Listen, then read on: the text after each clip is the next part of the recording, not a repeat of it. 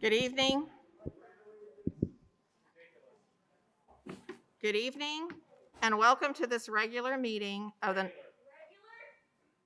So if there continues, this is the warning, one more comment, and we will have everyone in this room that's speaking, or everyone will move to another room, and we will call you one by one when we get to citizens to be heard.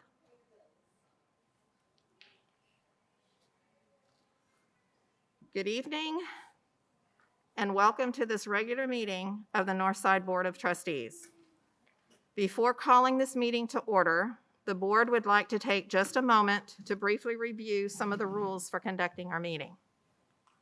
The order of business for this meeting is set out in the agenda. One item that you may notice on the agenda is the consent agenda. This item includes items that are considered routine and/or are of a recurring nature.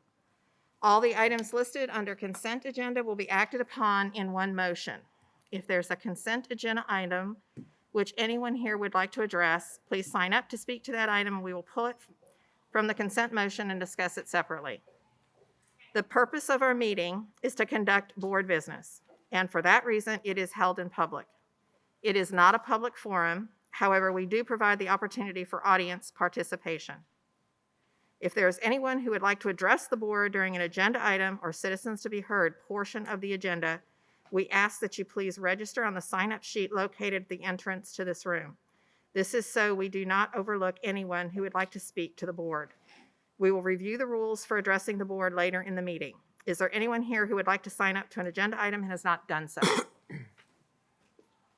This meeting will be officially called to order. Please stand as Trustee Corinne Saldana leads us in the invocation and pledges of allegiance.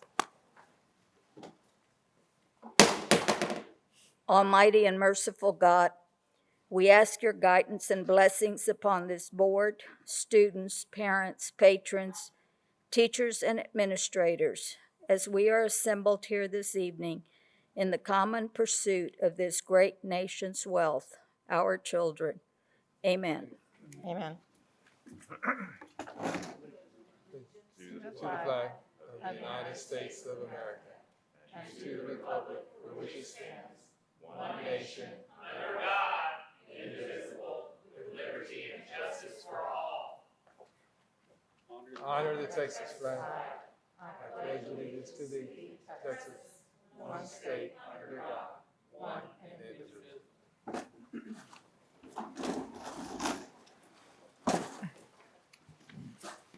Thank you, Ms. Saldana. First item on the agenda is Superintendent's report. Dr. Woods.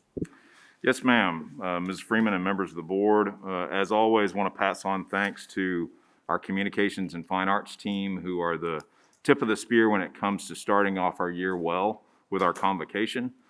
While we obviously only had one this year and live streamed it out to our staff, I thought it was a really good show and highlighted our theme of Northside Reunited, illustrated the work that is to come this year, and offered a really hopeful start to our academic year.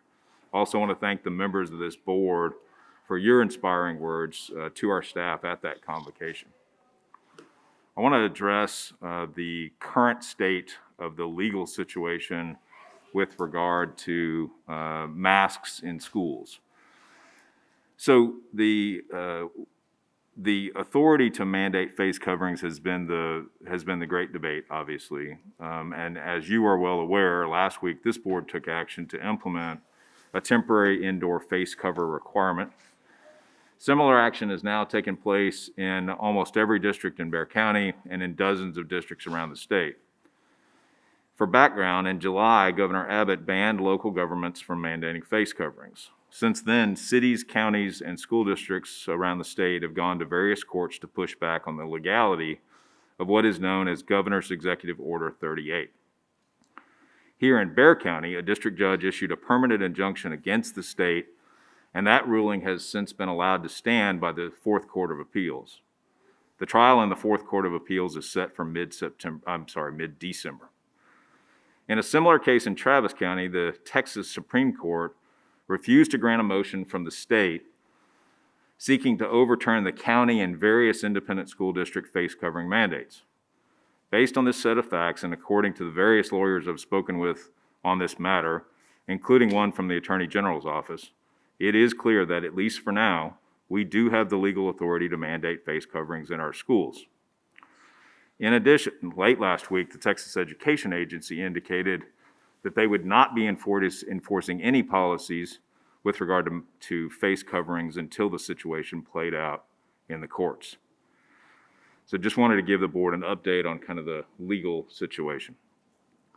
So coming forward to yesterday, it was really wonderful to be with students and teachers and campuses yesterday and today. Also really refreshing to have some of the normal first day conversations around things like buses running late and traffic. Felt really good compared to a year ago. Unfortunately, in some parts of our community, there appears to be some lingering fear of the virus that's causing parents to keep their students home, at least for now. We began our reconnection efforts with families yesterday, and that'll continue as long as necessary. Nothing has changed in our opinion that in-person instruction with peers and teachers is, for the vast majority of students, the very best model for education. As of tonight, we've heard from parents of around 1,500 students reporting that their child was ill or quarantining. We certainly appreciate those parents keeping their children at home and letting us know so that we can reserve a spot for their child, and obviously so that an ill child is not in our school. Keeping children and teachers in our buildings is essential to a successful year as we continue to deal with COVID.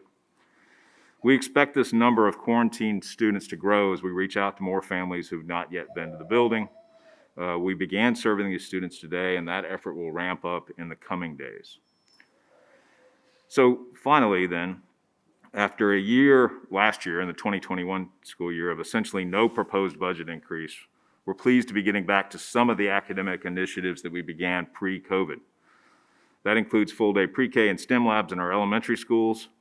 We're also budgeting, obviously, for the opening of 3 new schools or programs this year, and for Sotomayor High School, which opens in the fall of 2022. In addition, we were able to give a well-deserved pay increase to employees. In spite of all these programmatic improvements and new campuses, we're proud to recommend a budget that, through the mechanism set up in House Bill 3, actually lowers the tax rate in Northside ISD. Thanks to our board for the many, many months of study on the budget. I also want to recognize some staff, Director of Budget Esperanza Robles, who's been with us for many, many meetings, Assistant Superintendent Tiffany Contreras, and obviously Deputy Superintendent Dr. Barajas. Ms. Freeman, that concludes Superintendent's report. Thank you, Dr. Woods. Next item on the agenda, board members' reports. Do I have a board member that would like to make remarks? Ms. Saldana? I have several shout outs at this meeting. First of all, I would like to thank Stan Lang and his staff because they did an incredible job with Beyond the Game. This year, they included all the coaches in the district, and it was so awesome to see all the coaches, and then all the coaches were up in the stands and the kids were on the floor. The speakers were fantastic, and it was a great day, so they deserve a big thanks from all of us. I also was able to attend a special preview, I guess, at Academy Sports. The Spurs Foundation paired up with them, and they donated gift cards and clothing to some of our needy families in the district. And so I thank Academy Sports on Loop 410 and the Spurs Foundation. I also attended the Soul Walk. I went with them, walking the neighborhood, encouraging kids to come back to school, and that was a really, really nice experience. Convocation, like Dr. Wood said, awesome. The kids performed so beautifully.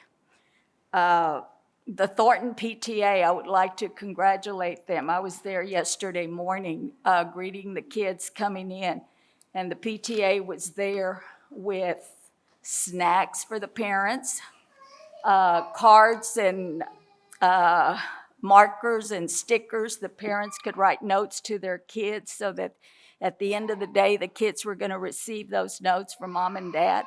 And that was really impressive. And then I was also at Rudder Middle School yesterday, and they were doing a great job. Lots of kids smiling and glad to be back. Everybody wearing a mask. So it was really nice. Thank you, Ms. Saldana. Anyone else? Dr. Harrell? Yeah. Oops, sorry. Yeah, there's no light. There's no, okay, thank you very much. No, I was just going to piggyback on Okay. Corinne. The hope, the servant leadership, the hope and love and inspiration that went on, it's on their masks. And I brought, for the few of you who couldn't come, your own and modeled by Corinne and Gerald very well. So we have those for you. It was phenomenal walking around and listening to our students talk about everything from mental health concerns to excitement about the new year to leadership roles. Just phenomenal. So confident, so comfortable. A lot of laughing, a lot of game playing. It was really lots of fun.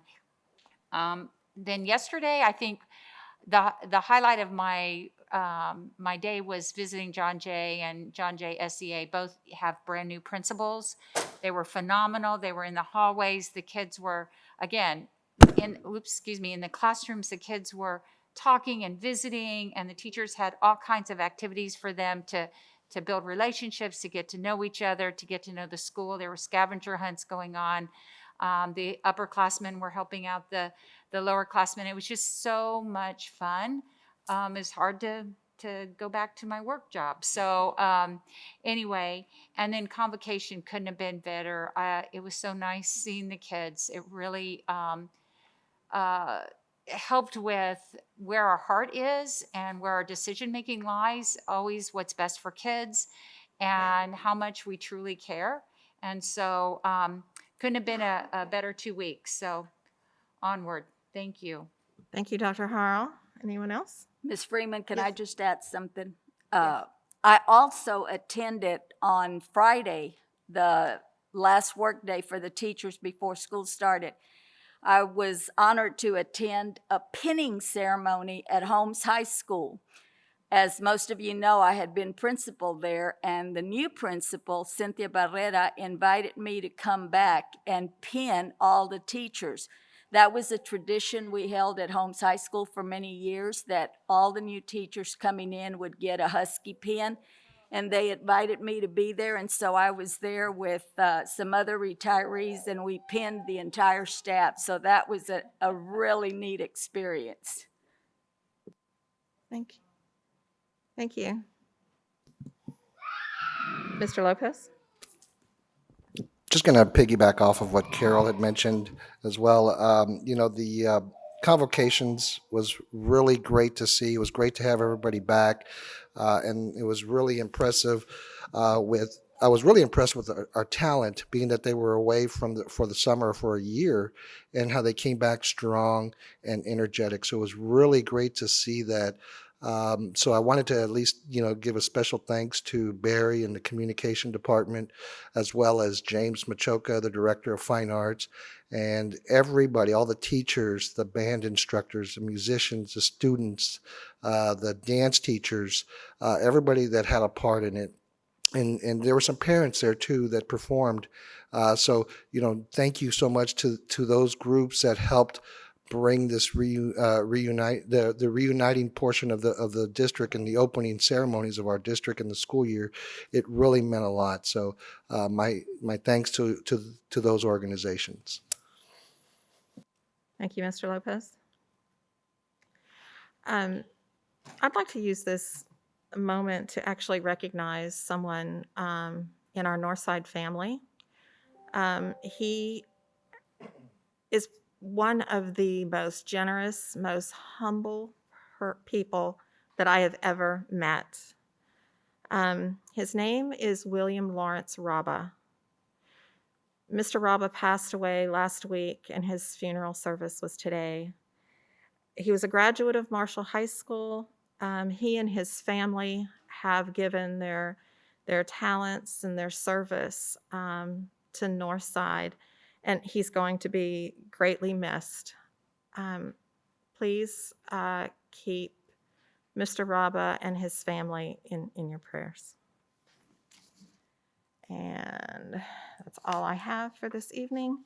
Next item on the agenda is, excuse me, our citizens to be heard. We believe citizens to be heard is important and meaningful, and we will listen to what you have to say. We value your opinions, although we are restrained by law from taking any actions or having any discussion about your remarks. Please address your remarks to the board. Please be respectful in your comments. Confine your remarks to a Northside policy or practice. Limit your remarks to 3 minutes. At 3 minutes, you will be asked to wrap up your remarks. Our board secretary, Mr. Medina here, will show or raise a yellow card to let you know that you have 1 minute left. And then at the end of 3 minutes, your time will be up, and I will let you know that. Do not make personal attacks on any individuals, including Northside staff and board members. And I ask that there be no applause or no negative comments after our speakers. It's certainly easy to, when somebody makes a comment and you approve of that comment, it's easy to applaud. If I allow applause, then we have to allow negative comments too. So we will have neither at this time. So that would be the end of our rules, Dr. Woods. First person to speak? Mary Moreno, followed by Adela Castillo.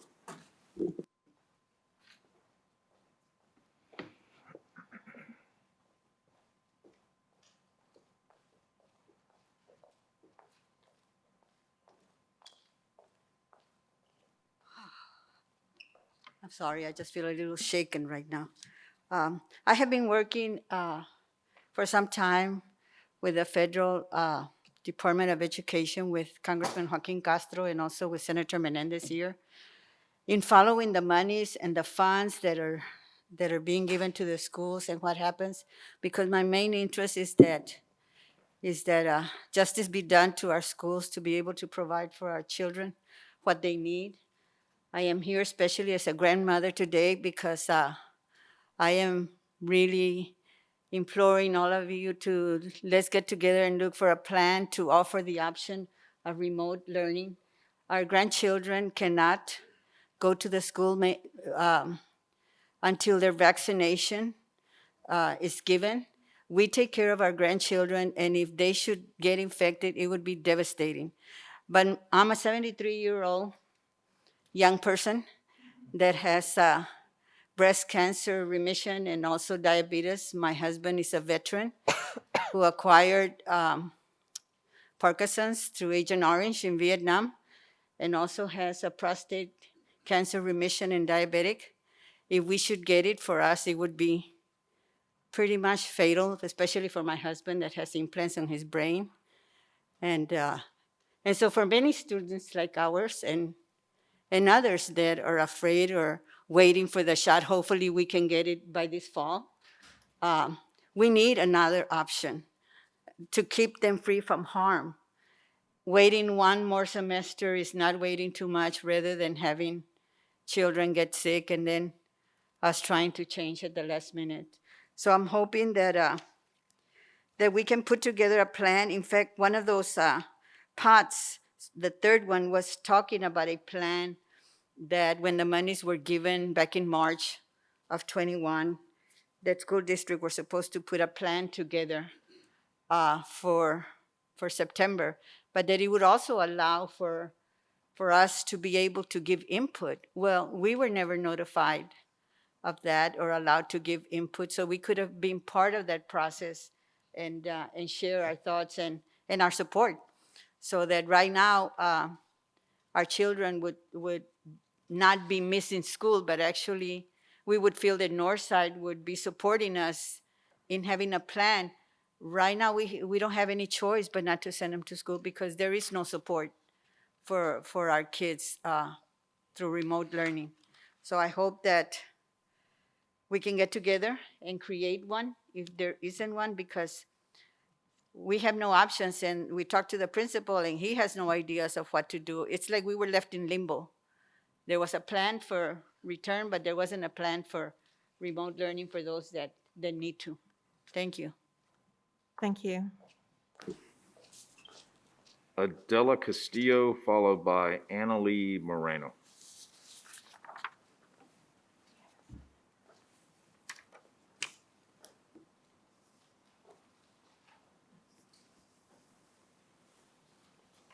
Good evening, Superintendent and Board. I have Analia. She's going to speak first, if that's okay. Ma'am, will you pull the mic down a little bit? Thank you.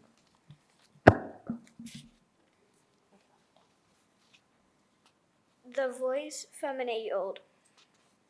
Dear Superintendent, I'm glad that people voted to wear masks. I feel mad because people won't wear masks. I don't feel safe because people won't wear masks.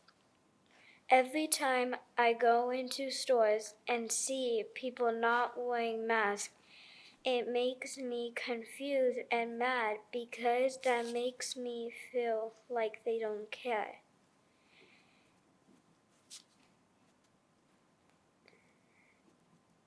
They should wear masks because it will keep us safe and we can get through this together.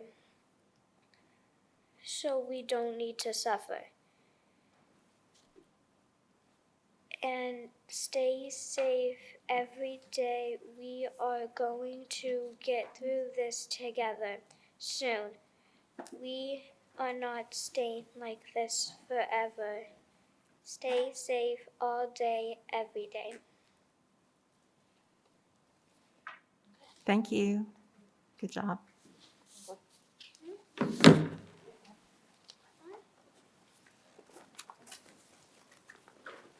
So for myself, this is my daughter, and I also have a son. I was here last week, and I appreciate y'all approving the mask mandate. And for everyone here tonight, this evening, I appreciate y'all wearing your masks. Makes me feel a little bit more. Ma'am, I Better and ask you to comfortable. address the board. Thank you. Sorry.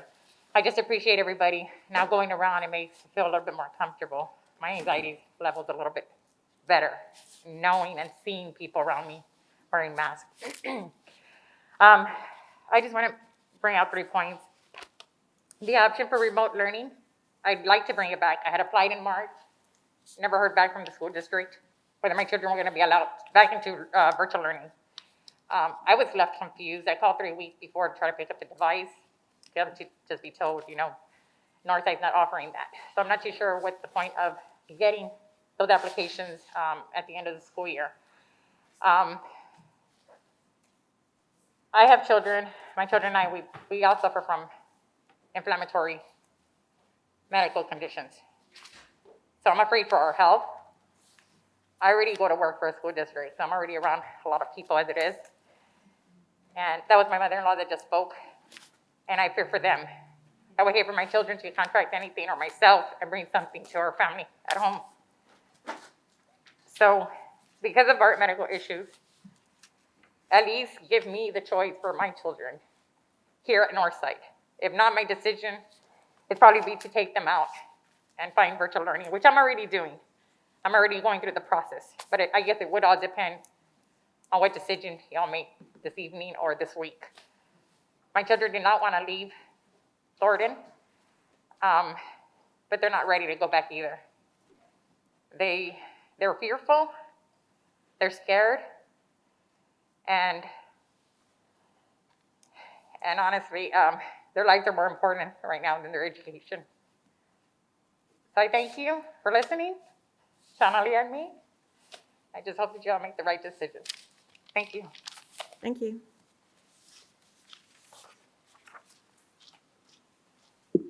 Noah Tallarico, followed by Jamie Marroquin.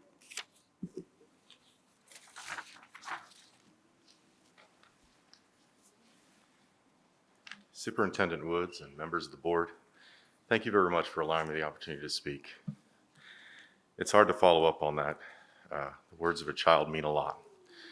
And I'm going to speak off the cuff for just a moment. I came here to speak about something differently, but I do want to say thank you sincerely from the bottom of my heart for the decision that the board made last week to ensure that safety is a priority in our schools for our students. I knew you would make that right decision. I never doubted it in my mind.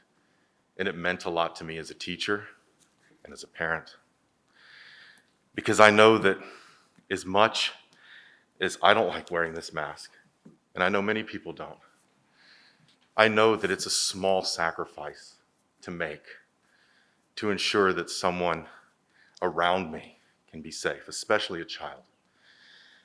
I also want to offer my support to family members and parents who have communicated to the board and who have also communicated to me as well that there should be an option for children who have medical concerns to learn remotely in the midst of a pandemic that's growing, and especially if that pandemic gets worse and we see more cases of COVID.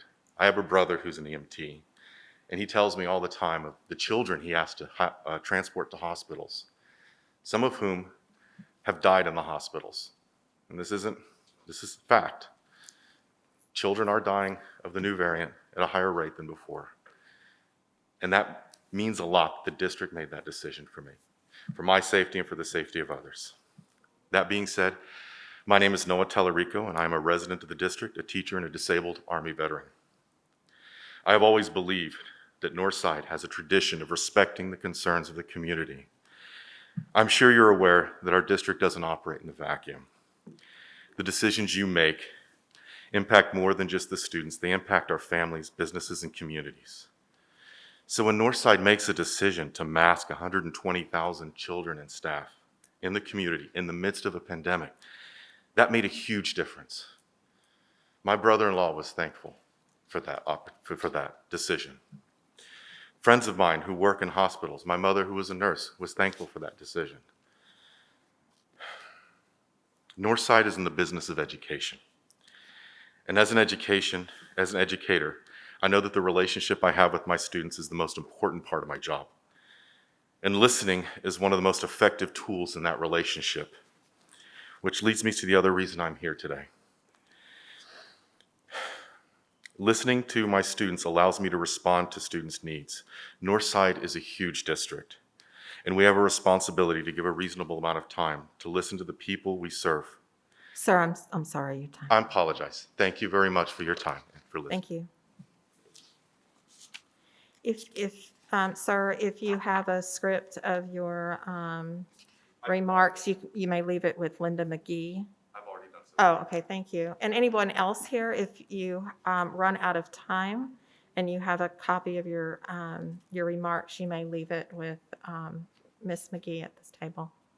Next. Jamie Marroquin, followed by Wanda Longoria.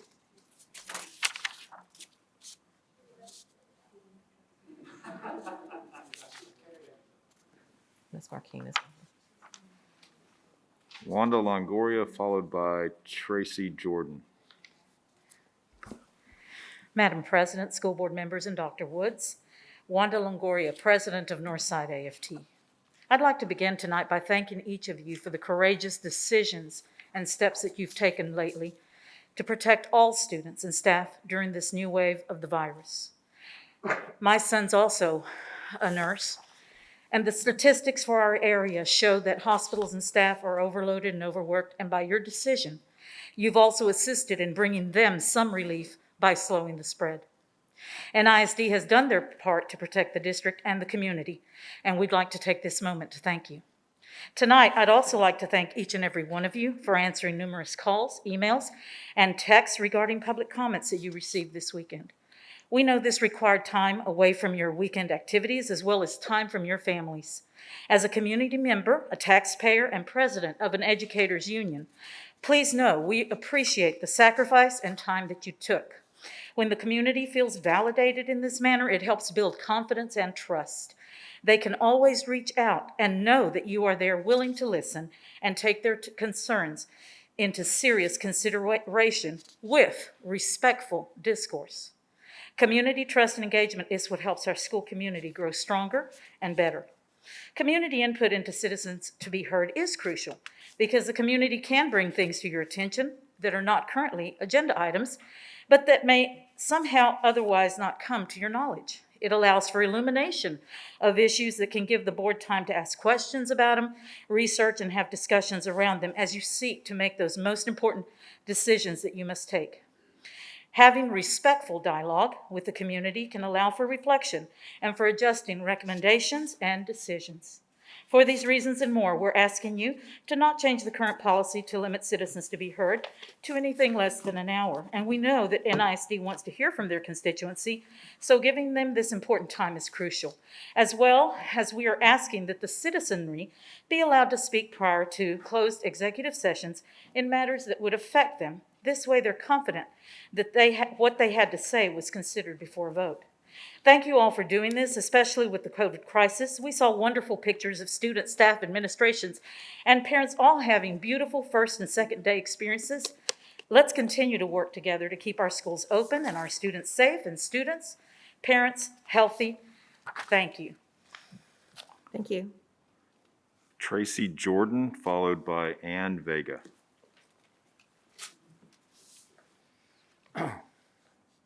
Good evening, Dr. Woods, President Freeman, members of the board. I want to first of all thank you for the decision that y'all made last week, and it's been a great first 2 days in school. And I'm hoping that it will continue. I'm hoping that the prevention that we're doing will allow our students to stay in person where we know the best benefit of learning is. I also want to thank you for the fact that you are giving us 3 minutes as citizens to be heard. Last time we had many citizens that had to be heard, so we had to reduce the time to 1 minute. And some of us couldn't get all our comments out, so we tried the best we could. And I'd like to see us, as this district of destination, as this board of governance, continue to allow that 3 minutes for the citizens to be heard, and to have it where it is right now, because it appears that it's not at the end of your meeting, but before the consent agenda, where I'd like to see it, or where we'd like to see it as citizens. This way we're not having to wait so late in the evening to address our concerns.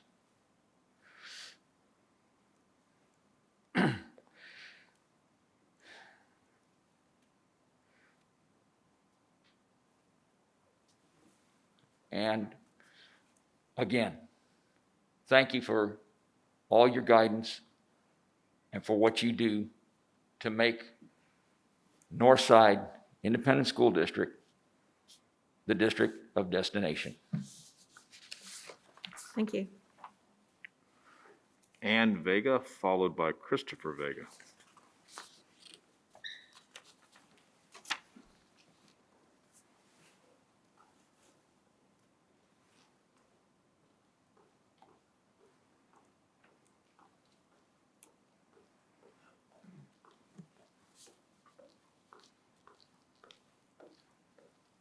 Is it okay if I take this off to speak?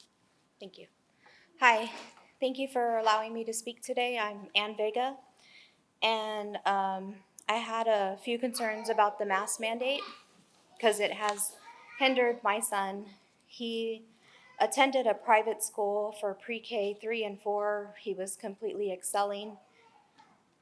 And now he went to kinder last year, and given the circumstances, he is not up to level on his reading or writing, and I think the mask is to blame. There's also some numbers I got from the CDC website. As of July, total deaths for kids 17 and under is 335 deaths. That's 0.01%, and the average or deaths did not change from April to August. So I'm wondering what data would require a mask mandate if it doesn't affect the children, according to the CDC. Also, American Academy of Pediatrics data indicates that deaths associated with hospitalization in children are uncommon. Severe illness due to COVID-19 among children is also uncommon. I understand and I'm sympathetic that for children and people who have health concerns, but I don't think it's a one-size-fits-all approach. I feel like the healthy kids are being punished, and as a result of that, I can speak for my son's experience. He is having issues in the most fundamental years of his education related to writing and reading.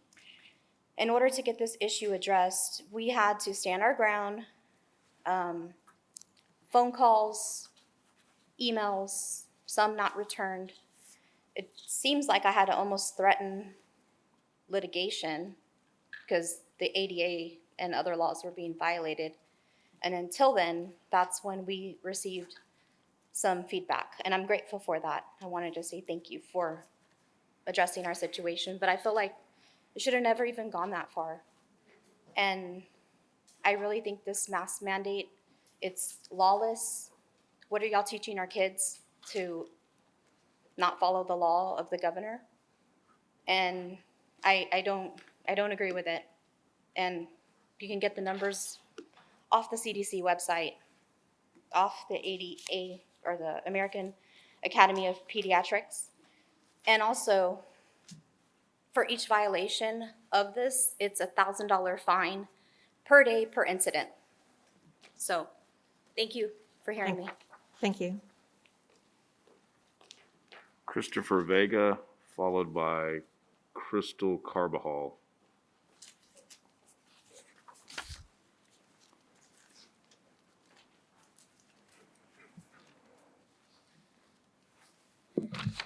Good evening, board. So you guys say that you have the best interest of our children at heart. Let me tell you a little story about what happened over the first 2 days at my son's school. First day we walk in unmasked, and they tried to offer some masks, and we politely refused, and my son was allowed to go through school. I visited him for lunch. Assistant principal decided to have a discussion with me in front of the school, in front of the other administrators that were there, the assistants and all the staff that worked the front desk. Okay, very unprofessional. I would much prefer a conversation like that to be held in private. But hey, you know what? It's on, so let's discuss it. Okay, so she told me that Wednesday would be the last day that he would be able to come in unmasked. So we come in this morning, and she says, I decided to change the terms of my deal with you. I am not letting you guys into the school today. So I said, well, what happened on Wednesday? How professional of you. And she said, well, I've altered the terms of our deal, very Darth Vader-like. So my son decided to use his voice. He held his ground. The first day said no to 10 people trying to get him to wear a mask when he didn't want to because he could not breathe or smile or feel any of the emotions of those around him. So he held his ground. We come in, he took a firm stance, and he told the assistant principal, no, I will not wear a mask today. Okay, and now me as a father, I am proud because I gave him a lifelong lesson in how to stand on your feet, how to be brave, how to voice your opinion even though it may not be a popular one. Okay, that is way more important than any loyalty to this mask that you guys are forcing those of us to wear in the schools. Okay, that is absolutely ridiculous. Now, I am grateful for the discussion that I had with one of your administrators who approved a face shield with no mask for him.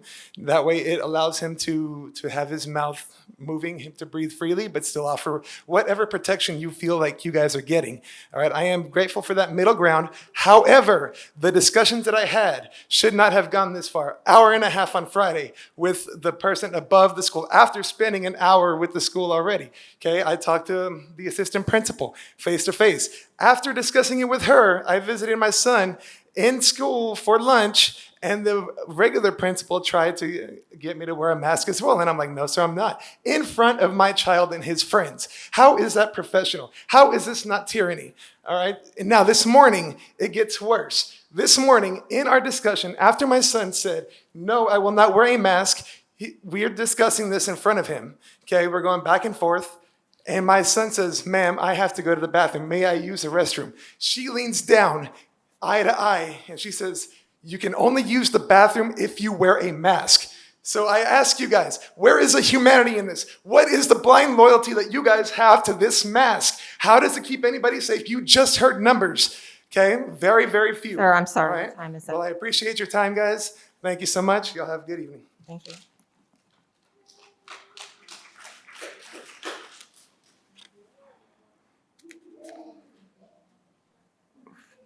Folks, I want to reiterate the issue about clapping when you agree or some other kind of negative reaction when you don't. If we need to clear the room and invite one person in at a time, that is what we'll do. One more time, and that is what we will do. Ms. Carbajal? Great. And Ms. Carbajal will be followed by Chelsea. I think it's Luckwright, but I may be wrong about that. Good evening. I am a mother. My name is Crystal Carbajal, and I am a mother of 3 kids, a wife, an American, and a believer. I am here to speak up for our children, and my children especially, and be a voice who feel the same way as many of us do. I know many of you are probably being pressured, probably don't believe in the whole mask thing, and I just choose not to be pressured anymore about it. I believe you can make a decision and stand up for what is right for the kids in San Antonio and let them breathe. I want to remind you all that forcing kids to wear masks against their will is child abuse. And you are instilling fear in them. I won't do that to my kids. The only thing we will fear is God. It is not okay for you to be treating our children as if they are the patients who have checked into a hospital due to a fatal disease. Schools are not hospitals. Masks do not work. It even says so on the medical mask boxes. They don't keep you safe from viruses. They do not protect you from viruses. Rather, they do more harm than good. Kids are not a high-risk category for COVID, and if they were to get it, the recovery is high. And if you feel like your children are not capable of doing COVID, then you can keep them home. The vaccine is available for any staff member or parent who does not feel safe. There's no need to make our kids live in fear and anxiety over this. It's so cruel to convince our kids they are sick or they can make others sick simply by breathing. Treating people who are not sick as if they were sick is by forcing them to act as if they were sick. It's an illness called Murchison disease. I believe children are learning to connect and associate with adults and peers through facial expression. Masks inhibit communication, which is so important as students form relationships with adults. Masks can increase the risk of secondary bacterial and fungal infections due to incorrect putting on and taking off the mask, incorrect storage, and lack of sterilization of contamination of the mask. I don't know if you guys have kids, but I'm pretty sure you guys know that kids aren't the cleanest persons and they're only touching everything they see and they're putting it on their face.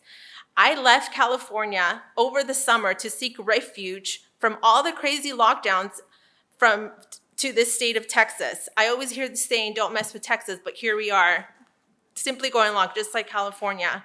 I know people here still believe in our rights and live with our constitutional God-given rights such as breathing. It is not okay for local officials to tell us what is best for our kids. We are not co-parenting together. It is a parent's decision to do what is best for our kids. If my child does not wear a mask, it will still keep those with a mask on safe. Governor Abbott's Executive Order 38 states no government in Texas may impose a mask mandate. This is America, and we will stand for freedom and for truth. Mandates are not laws. Masks should be optional for kids and let them breathe and have healthy, normal lives again. Thank you. Thank you. Chelsea Luckwright, followed by James Nichols. Hello, can you hear me? Yes, ma'am. All right. Nearly every country in the European Union now has opened schools without a mask requirement under the guidance of the WHO, who has equal authority to the CDC. That we in America continue to stomp on the civil liberties of some citizens and have fallen behind the rest of the world in freedom is an embarrassment and a travesty. I would never mandate another parent make their children wear sunscreen, although the CDC recommends it. I would never mandate another parent give up sushi, though raw meat is not recommended by the CDC. I would never come into this board meeting and require you to mandate parents get parental controls on their TVs because I don't like the things that other students are bringing in that might be inappropriate for my children. I recognize that my parenting style is not the same as everyone else's, but it seems that some parents have forgotten that. Worse still, the board seems to have forgotten the values and beliefs that they have stated. Under values and beliefs in NISD, on the NISD website, they describe the profile of an NISD learner by saying, learners will be creators, leaders, collaborators, communicators, innovators, critical thinkers, and solution finders. I cannot imagine any unilateral mandate capable of fostering those things. Further, the NISD champions 6 pillars of character: trustworthiness, respect, responsibility, fairness, caring, and citizenship.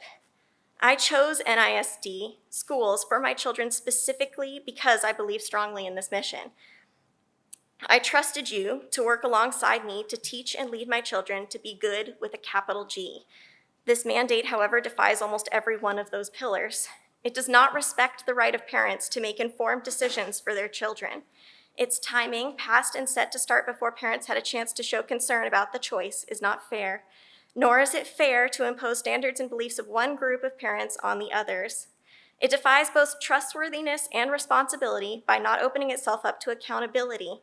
We were not given a tentative end date or any standard that's being used on this decision. I get that you're following the city numbers, which is wonderful, but I don't understand how they relate to the school or at what point this mandate has to go away. We have the right to know the rules under which our children are being governed. Rather than leading by example, I feel that you've patently ignored your pillars of character, and it's really left my faith in the district bruised and broken, to the point that I'm thinking about withdrawing my children. That's all I really have to say. Thank you. Thank you. James Nichols, followed by Bruce Reynolds.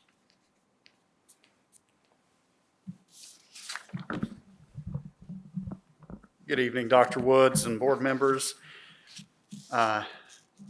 Ms. Freeman, you're my representative on the board. Appreciate the opportunity to be here tonight. I've got 3 things I want to speak about very briefly. My family moved here to Texas almost a decade ago, and when we did, we had a lot of choices for schools and neighborhoods to live in. San Antonio's really big, really diverse, and has a lot of great places to live. And we had a hard time initially picking where we were going to go, and we had the great idea, why don't we start looking at schools? I've got 4 children. My oldest was in 5th grade at the time. My youngest was going to start kindergarten. And we quickly found out NISD was the right place to be. There was no question in that. And in the time we spent exploring the neighborhoods, visiting schools, talking to people, we very quickly determined that O'Connor High School was where our children needed to go to high school.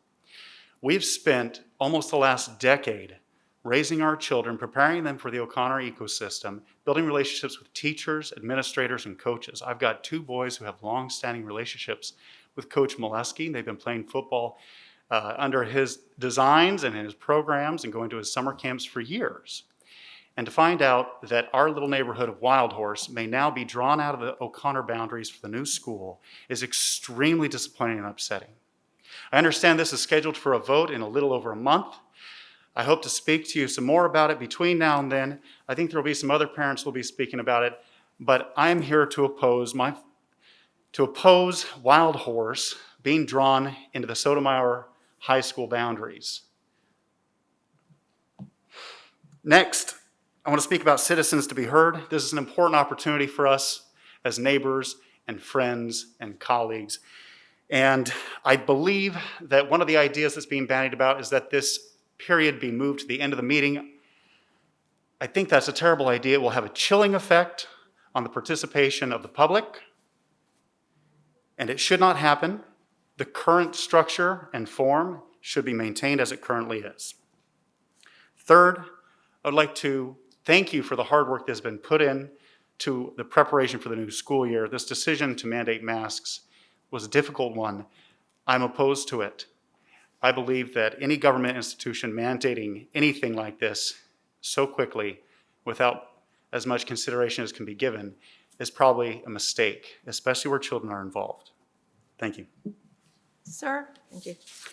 there's going to be a public hearing.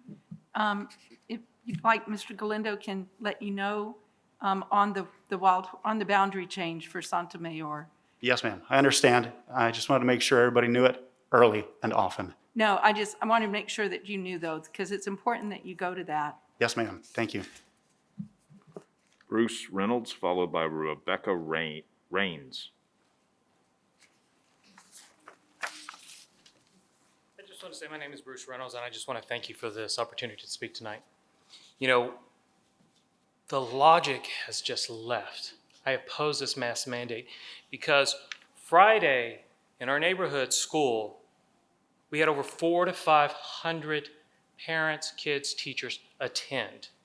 Not one of them had a mask on. That was on Friday, but Monday comes along, and guess what? COVID comes on Monday. It's not right. Now, we saw tonight where a lot of y'all said y'all visited the schools, we got to see the children, we got to see. One thing you did not see is their smiles.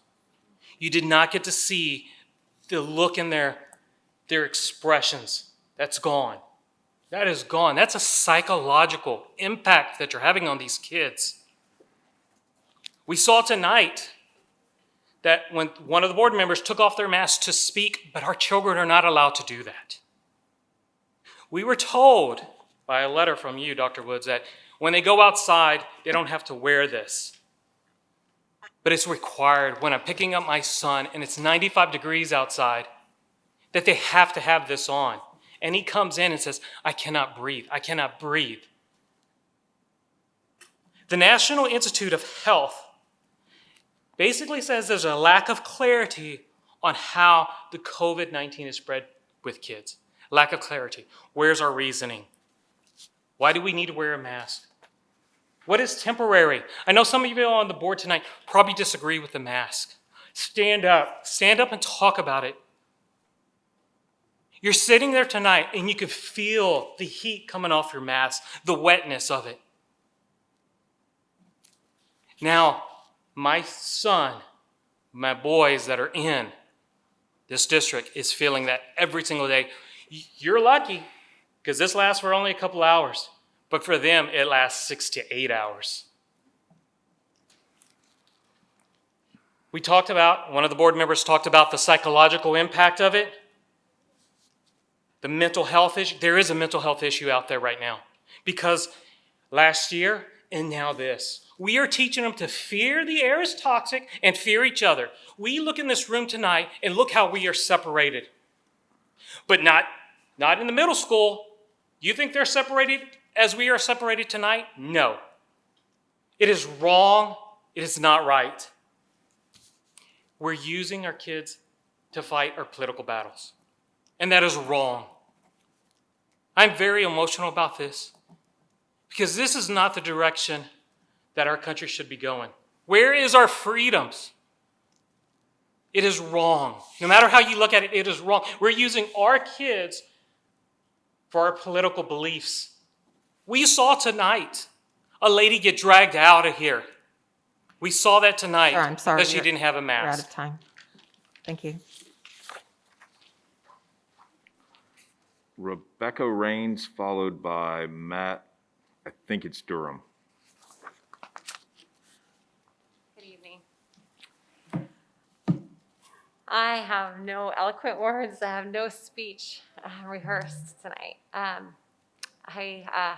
literally just came because I feel like a lot of people right now are just feeling convicted. Feeling convicted. I feel manipulated.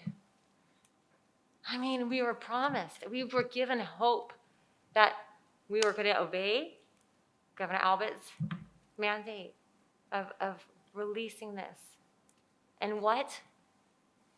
Days before school starts, before we can make any other arrangements for our children, before I can set them up for a private school or a homeschooling that I can, I mean, I feel manipulated to keep all the tax money. I mean, I feel hoodwinked here.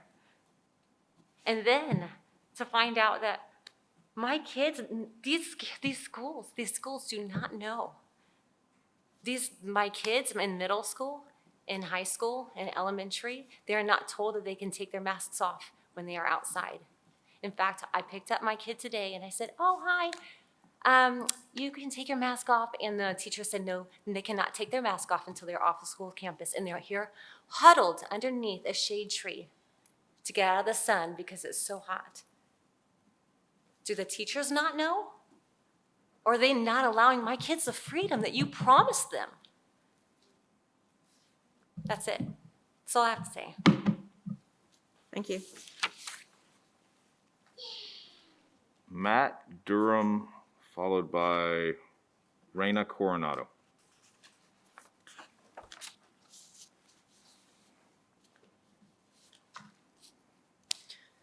Good evening, ladies and gentlemen. My name is Matthew Durham, and I'm here to speak out against the mask mandates.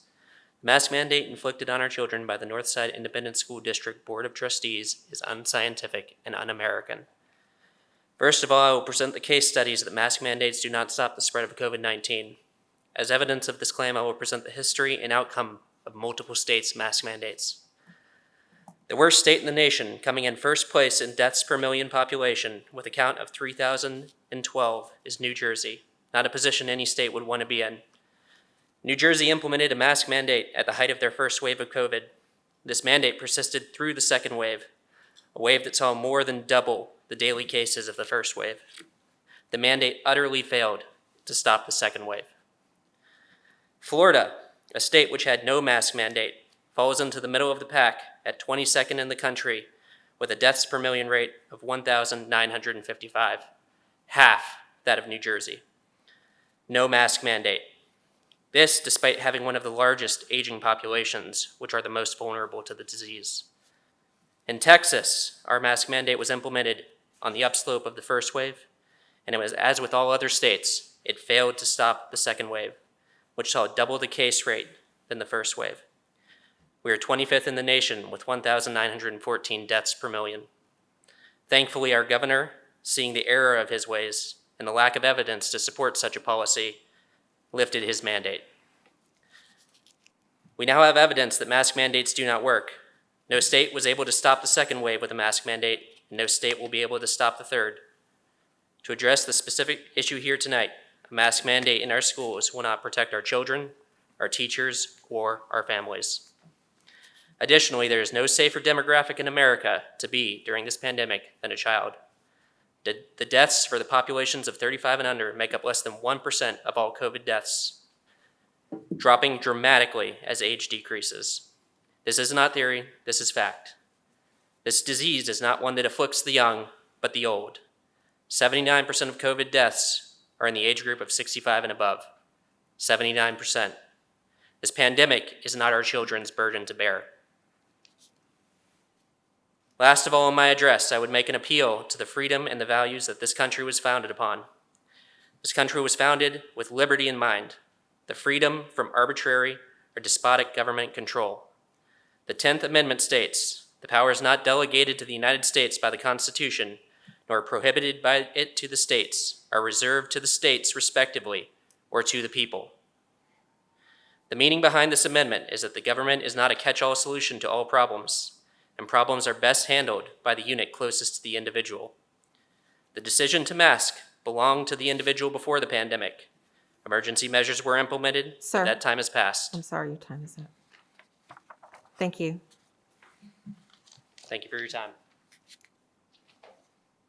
Reina Coronado, followed by Michelle Gonzalez.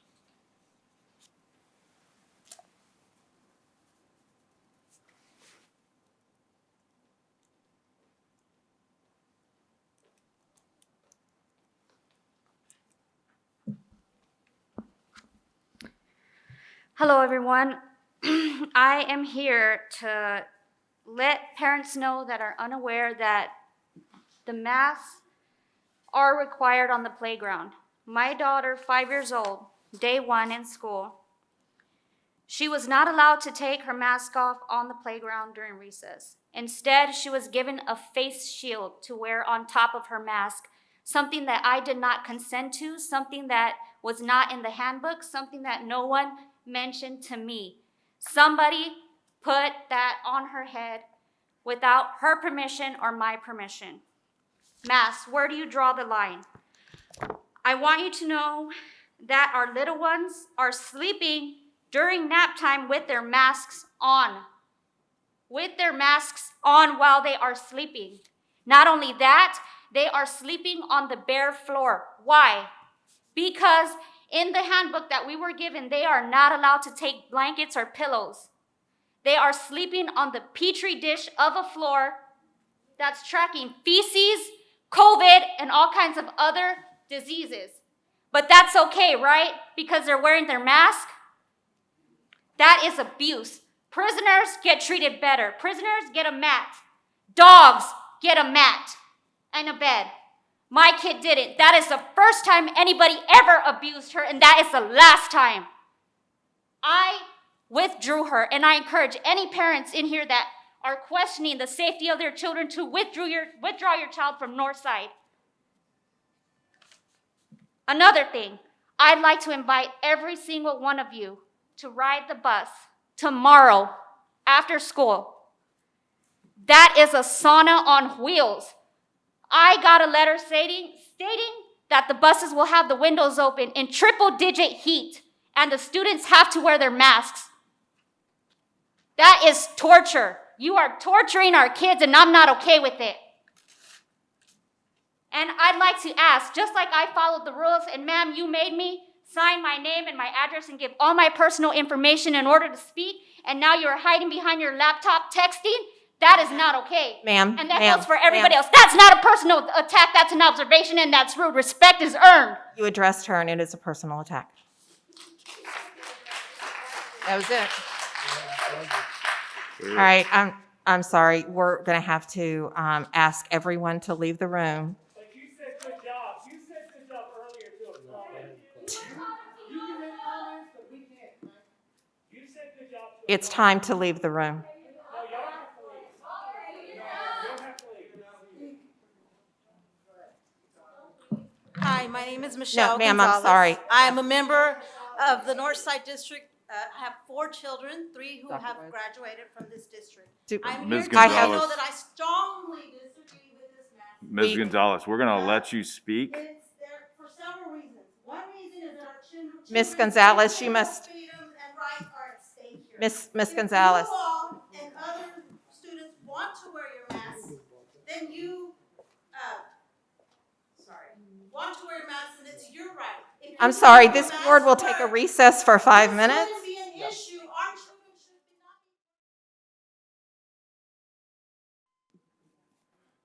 So just so everybody is aware, we have 5 folks remaining signed up to speak under citizens to be heard. We're going to allow those folks into the room one at a time. I'll actually announce the full order of the 5 so that if folks are in an overflow room, they can prepare to come in one at a time and make their remarks. Ms. Freeman, you want to say anything before we continue? No, we'll now convene back in open session under citizens to be heard.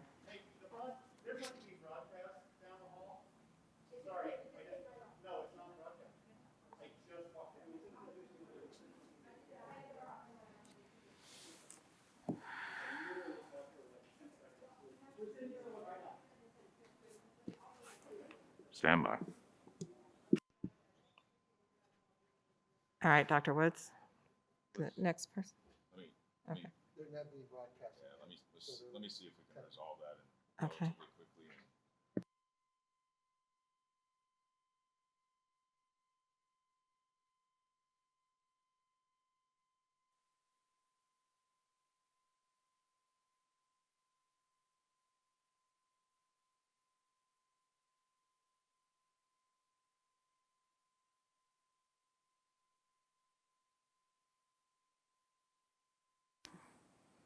Barry, will you let me know if that gets resolved quickly? Thank you.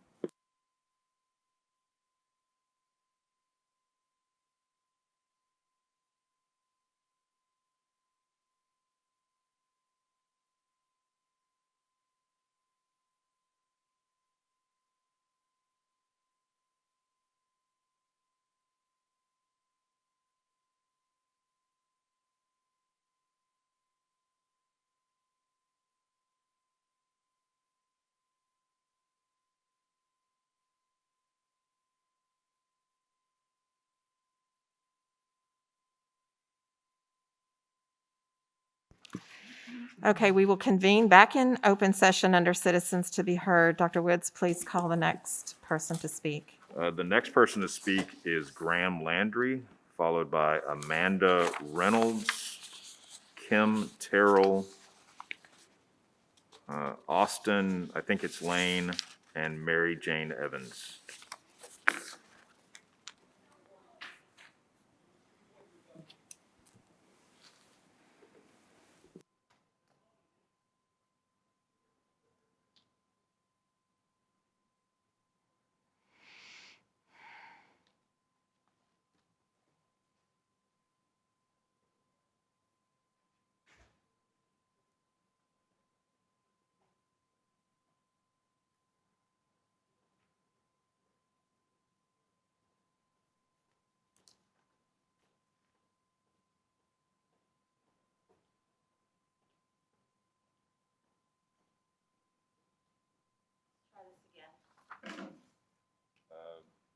Are you Ms. Gonzalez? Yes, sir.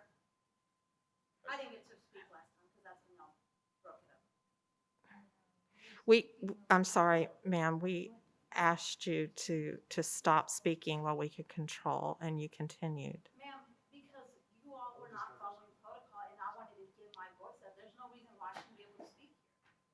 I will take my 3 minutes and I can't hear for myself. I mean, I can, but I can't. So I'm gonna speak and I hope y'all do the right thing and let me speak. I To- cannot have 4 children. I paid taxes into the Ma'am, school district. ma'am, if there are no objections from the rest of the board? Yes, and I'm sorry, I get passionate about my children and what's right. We understand, just please speak respectfully. Okay, so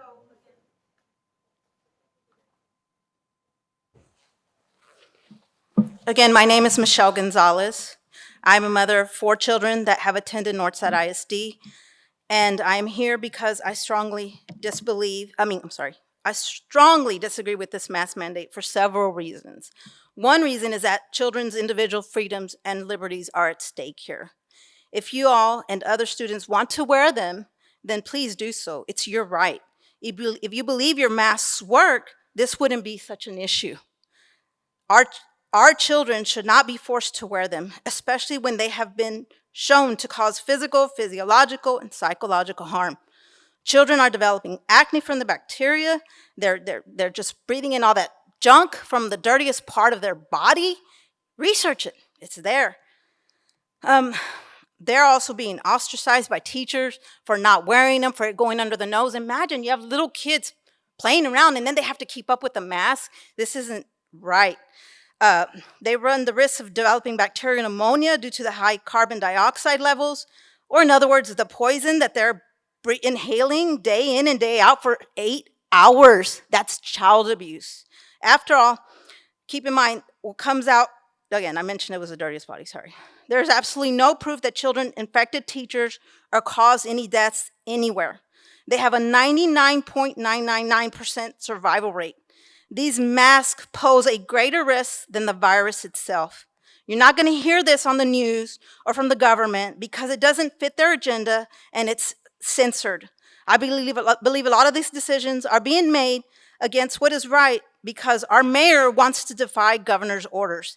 He and Judge Wolf the Wolf seem to think that they are kings and that they are above the law. They are strong-arming people into submission, you all into submission. This no longer seems to be about health or safety, but about power and control. Germany all over.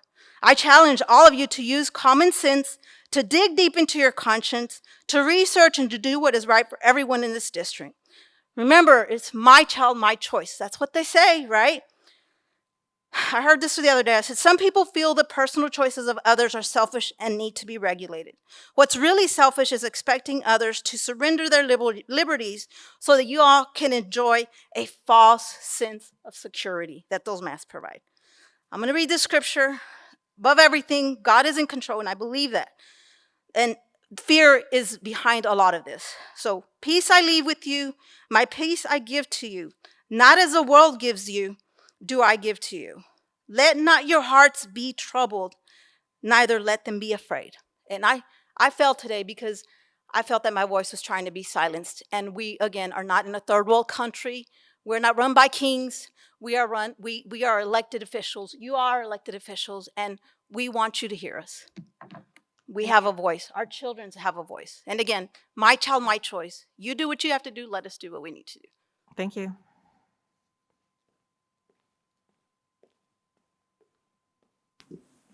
Graham Landry, followed by Amanda Reynolds and Kim Terrell.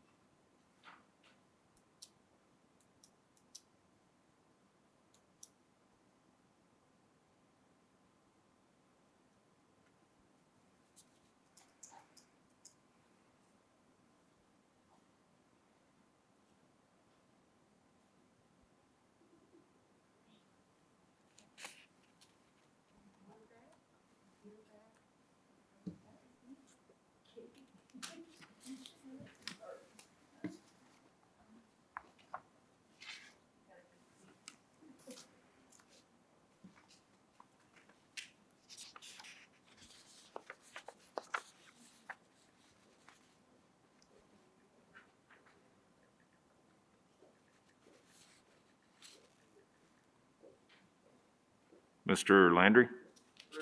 Okay. I believe I spoke to you guys last week. Bobby, thank you for replying to my email.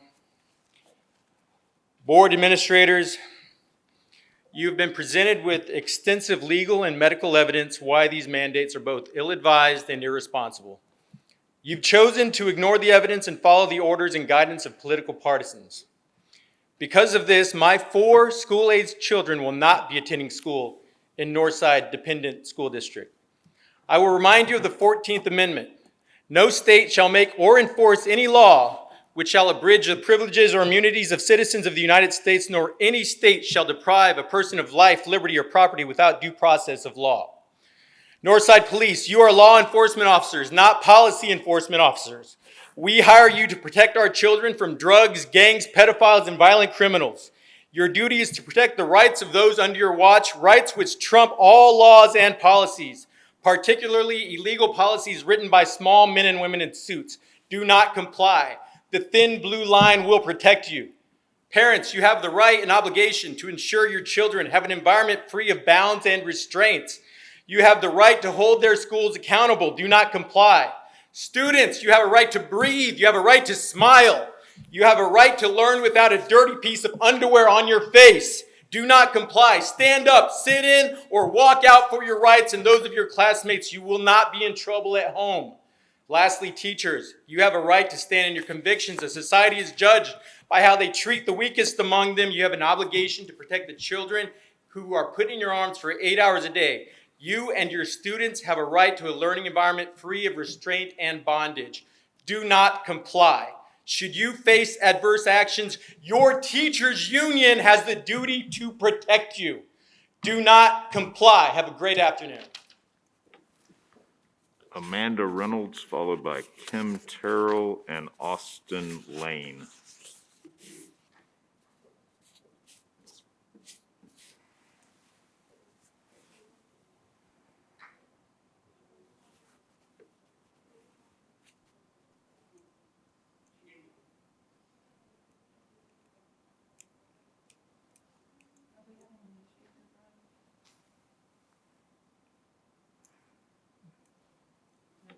Not anymore.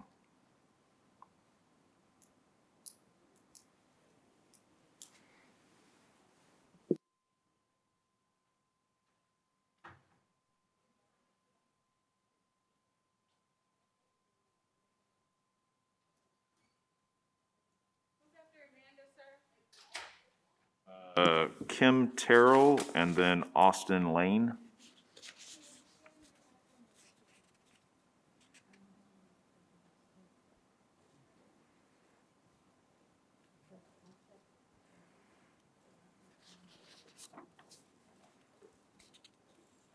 Ms. Terrell?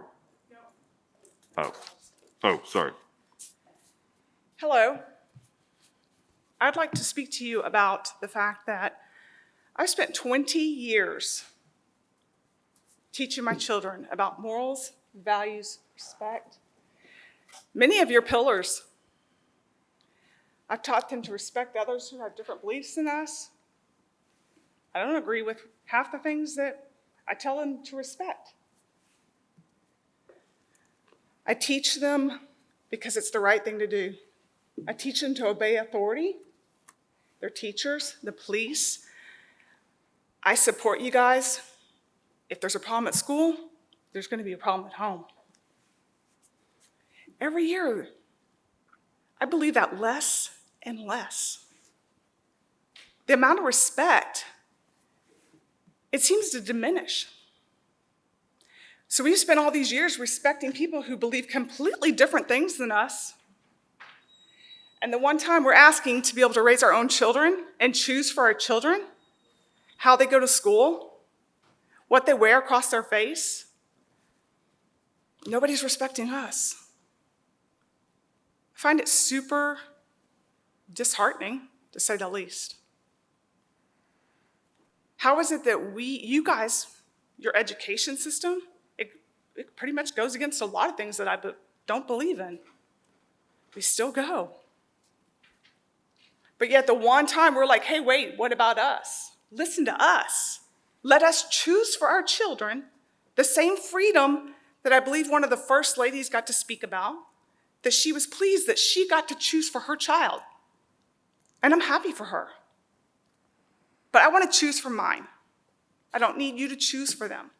I've asked them to respect you. I've asked them to obey you. I've asked them to obey the police and any other authority figure that I can think of. But now, the parents, they have no value in your eyes. I'm sorry, what? That is true. And you tell us that we shouldn't be speaking when someone else is speaking.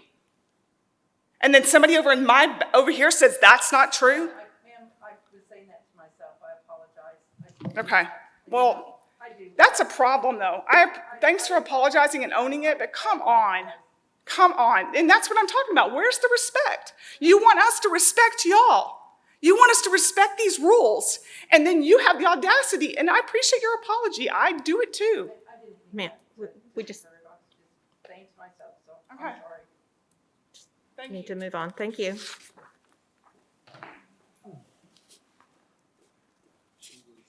Kim Terrell, followed by Austin Lane and Mary Jane Evans.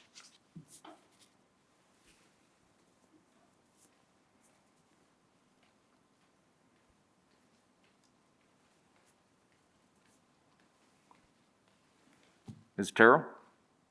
Okay. I came tonight on the behalf of our, the families in our neighborhood that might be rezoned. But as a result of what has happened tonight, I feel like I need to address this tonight. The way that people have been treated here tonight makes me feel like I'm oppressed, and that is not okay. We are public, and we should not be treated that way. I feel, whether I'm on the mask side or not, this is not okay. This is not okay. I'm appalled that people on either side of this are doing this. We get to be reasonable with people, and we get to listen to one another. We all have a voice here, and I don't understand why people don't get a choice. I also think that we, as people that pay our taxes, should have the ability to have a voice, and not at the end of the meeting, but in the middle of the meeting as it stands right now. And that's all I have for you. Thank you. Thank you.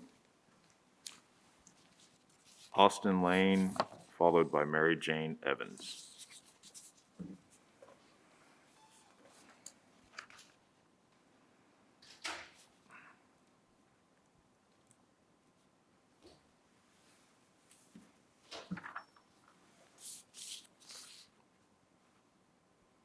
Mr. Lane? Good deal, thank you. So my name is Austin Lane. I'm a father of 4, 8 and under, all in North Side. 2 of them go to Los Reyes. I'm also a business owner and a financial planner in Helotes, Texas. You know, a lot's been said. I don't envy anybody in leadership over the last 18 months. Just a brutal stretch of time when you're faced with impossible decisions, conflicting information. I can appreciate the difficulty that comes with that responsibility. I do strongly disagree with the mask mandate. I do. I think it's just not rooted in real life. Let me give you an example. Financial health and physical health are fairly strongly correlated. You know, I tell people all the time exactly what to do to meet their financial goals. And more often than not, people decide they know more than me. I don't take it, you know. I can't mandate they listen to me. I can't make them do what I'm telling them to do, even though they will leave money on the table and they will leave outcomes unachieved because they're not taking the advice of professionals. That's just not how life works. As educators, as people who pursue and provide education to people, the goal should be to help people learn how to fish, not hand them fish, tell them this is the best fish for you because I decided it and a closed door group of people have decided that this is the best fish for you. Enjoy it. That's not how life works. I'm concerned that we're raising generations of people who are not going to be able to critically think. That's my concern. I fear that people expect to be looked out for by strangers in highly placed and important places who may or may not have purely the motives of the people in front of them in their full view. So I won't belabor the point. Long night for everybody, I'm sure. I would just ask you guys to really reconsider the mask mandate. I strongly disagree with its intent. I strongly disagree with some of the signaling, the virtue signaling that comes with it. And if everybody wants to wear a mask because it's presented in evidence and education, so be it. That's a win. But until that point, until people are convinced in a critically thinking, rational place, we're all failing. We're all failing each other. And so, again, as you've seen tonight, this is the outcome of what happens when people, it's hard to communicate. It's hard to communicate because people aren't meeting in the middle. I get it. I strongly disagree with the decision each one of you have made. I strongly disagree, but I respect each one of you. And if you're making that decision from a place of conviction, then good on you, and I will defend your right to make that decision. But I would implore you to please consider repealing the mask mandate. Thank you very much. Thank you. That's it. Well done. Mary Jane Evans.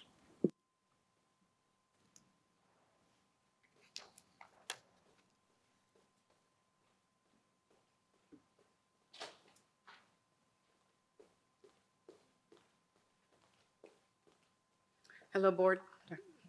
Dr. Woods, thank you for listening to us, giving us a moment to speak. I'm just going to point out some things that I know of and I heard here and I'm read up on. The founders designed that a Bill of Rights was necessary to guard individual liberty against encroachments from state, federal actors, public, and private. On the 14th Amendment in the U.S. Constitution explicitly directs states that not to deprive any person of life, liberty, or property without due process of law, nor deny to any person within its jurisdiction the equal protection of the laws. Dealing with COVID right now, none of the vaccines are fully vaccinated, and I know we're not talking about the vaccine, but we're talking about this mask, and it's still pretty much in the same direction, mask or the vaccine. You're implementing the mask, you'll implement the vaccine if you keep going this direction, and I don't think that's right. It's not been approved, and it's under temporary use authorization, and also the emergency use products are especially prohibited by federal law 21 U.S.C. 36 BBB from being mandated. Authorization for medical products for use in emergencies require the option to accept or refuse administration of the product. Our children want to refuse the mask, and they should have the right to do that. And I know that I've heard lots of little children say they're scared. Who has scared them so much? I think it truly is mainstream media, and I know that that's who you guys, I think that's who you guys are listening. I don't know. I'm not going to say so. I'm sorry. I don't know where your information is coming from. The CDC is saying some of these things as well, but at the same time, they've said the mask really doesn't work. It, just goes right through. I've been around many people. My children have been around, maybe I have grandkids, and we don't have the mask, and we have had little cases of COVID, but I do know personally some people who have done all the right things and they still got it. They think they've done all the right things. They've taken the vaccine, and the vaccine that was supposed to protect them didn't protect that particular group. They passed away because it was, I don't think that thing works. Neither does this. And I'm going to ask that you would think really hard about this, because this is the rights of our children and our families. And I've been a taxpayer for 50 years. I've been at Northside schools, and I am asking you to not lean in the direction that the fear tactics have been leaning everybody toward. It's a fear tactic. And that's what I have to say. Thank you very much. Thank you. All right, we've reached the end of citizens to be heard. Before we begin consent agenda, I'm going to invite anybody that would like to come back into the room to hear the rest of the board meeting, that they may do so in an orderly fashion.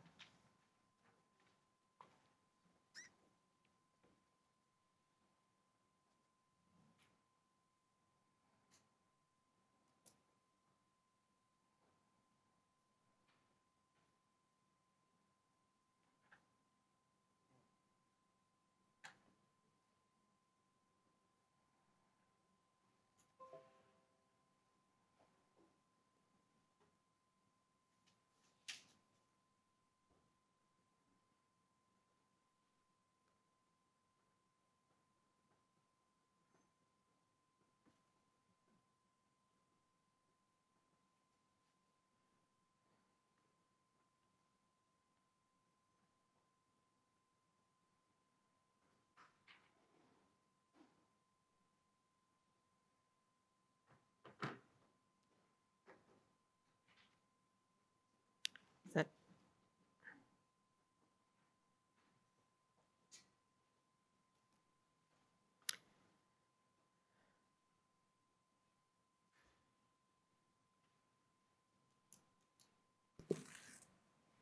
need a thumbs up from staff to.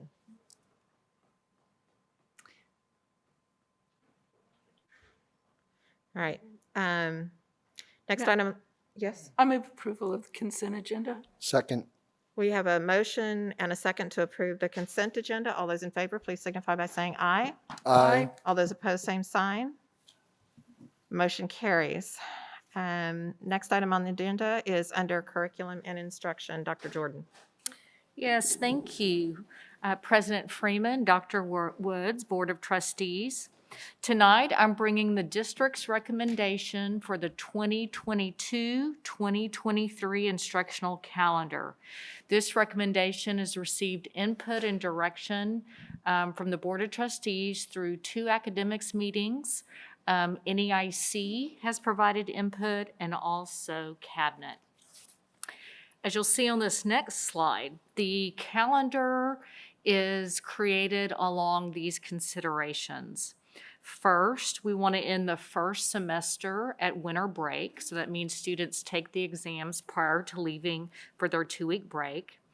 The grading periods at all levels are in quarters, so there's 4 grading periods in the year. We must start school after the 4th Monday in August. Since we did not apply to be a district of innovation, we are tied to that start time. And then, although teachers are required to attend 187 days for their yearly contract, back in 2014, as you know, the number of days students need to attend was changed to minutes.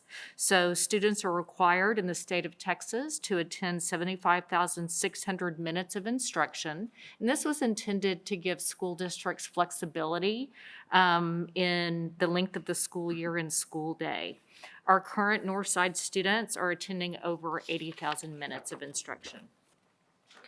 So in reviewing this calendar, really the one point that needed a lot of discussion and a lot of input was around Monday, January 2nd, 2023.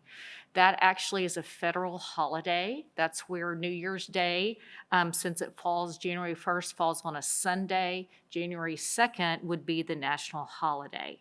We actually had this happen in the district a few years back, where teachers and students returned on Monday, January 2nd, and we did take a hit in attendance. So we put forth 3 different options that we received feedback. Option 1 would make Monday, January 2nd, a student holiday. And we would use the additional minutes that we already have banked to cover that for students. And then our teachers would have that as a work day. They could work with their professional learning communities, work in their classroom, and get ready for students. This would hopefully mitigate the issue that we had a few years back with low attendance. The second option we explored was making Monday, January 2nd, a holiday for both teachers and students. If we went that direction, again, low attendance shouldn't be a factor, but we would need to add an additional day for teachers because this would put them at 186. So we would either add a day to Saturday, I believe would be June 3rd, or on Monday. Then the third option was just rip the Band-Aid off and everybody comes back Monday, January 2nd. This was the last choice of all groups due to the potential for low attendance and the fact that teachers would not have any time with their professional learning communities to begin the second semester. So here's our recommendation that was the unanimous input from all of those groups that I mentioned. I know it's kind of small, but if you look in January and you see that little triangle over January 2nd, the recommendation is to make that a student holiday because we've got plenty of minutes to do that for our students, and then make that a teacher workday. That would keep us from having to add an additional day at the end of the year for our teachers and would put into place something that has been very popular with teachers when they return to have that day in their classrooms with their team to prepare for their students.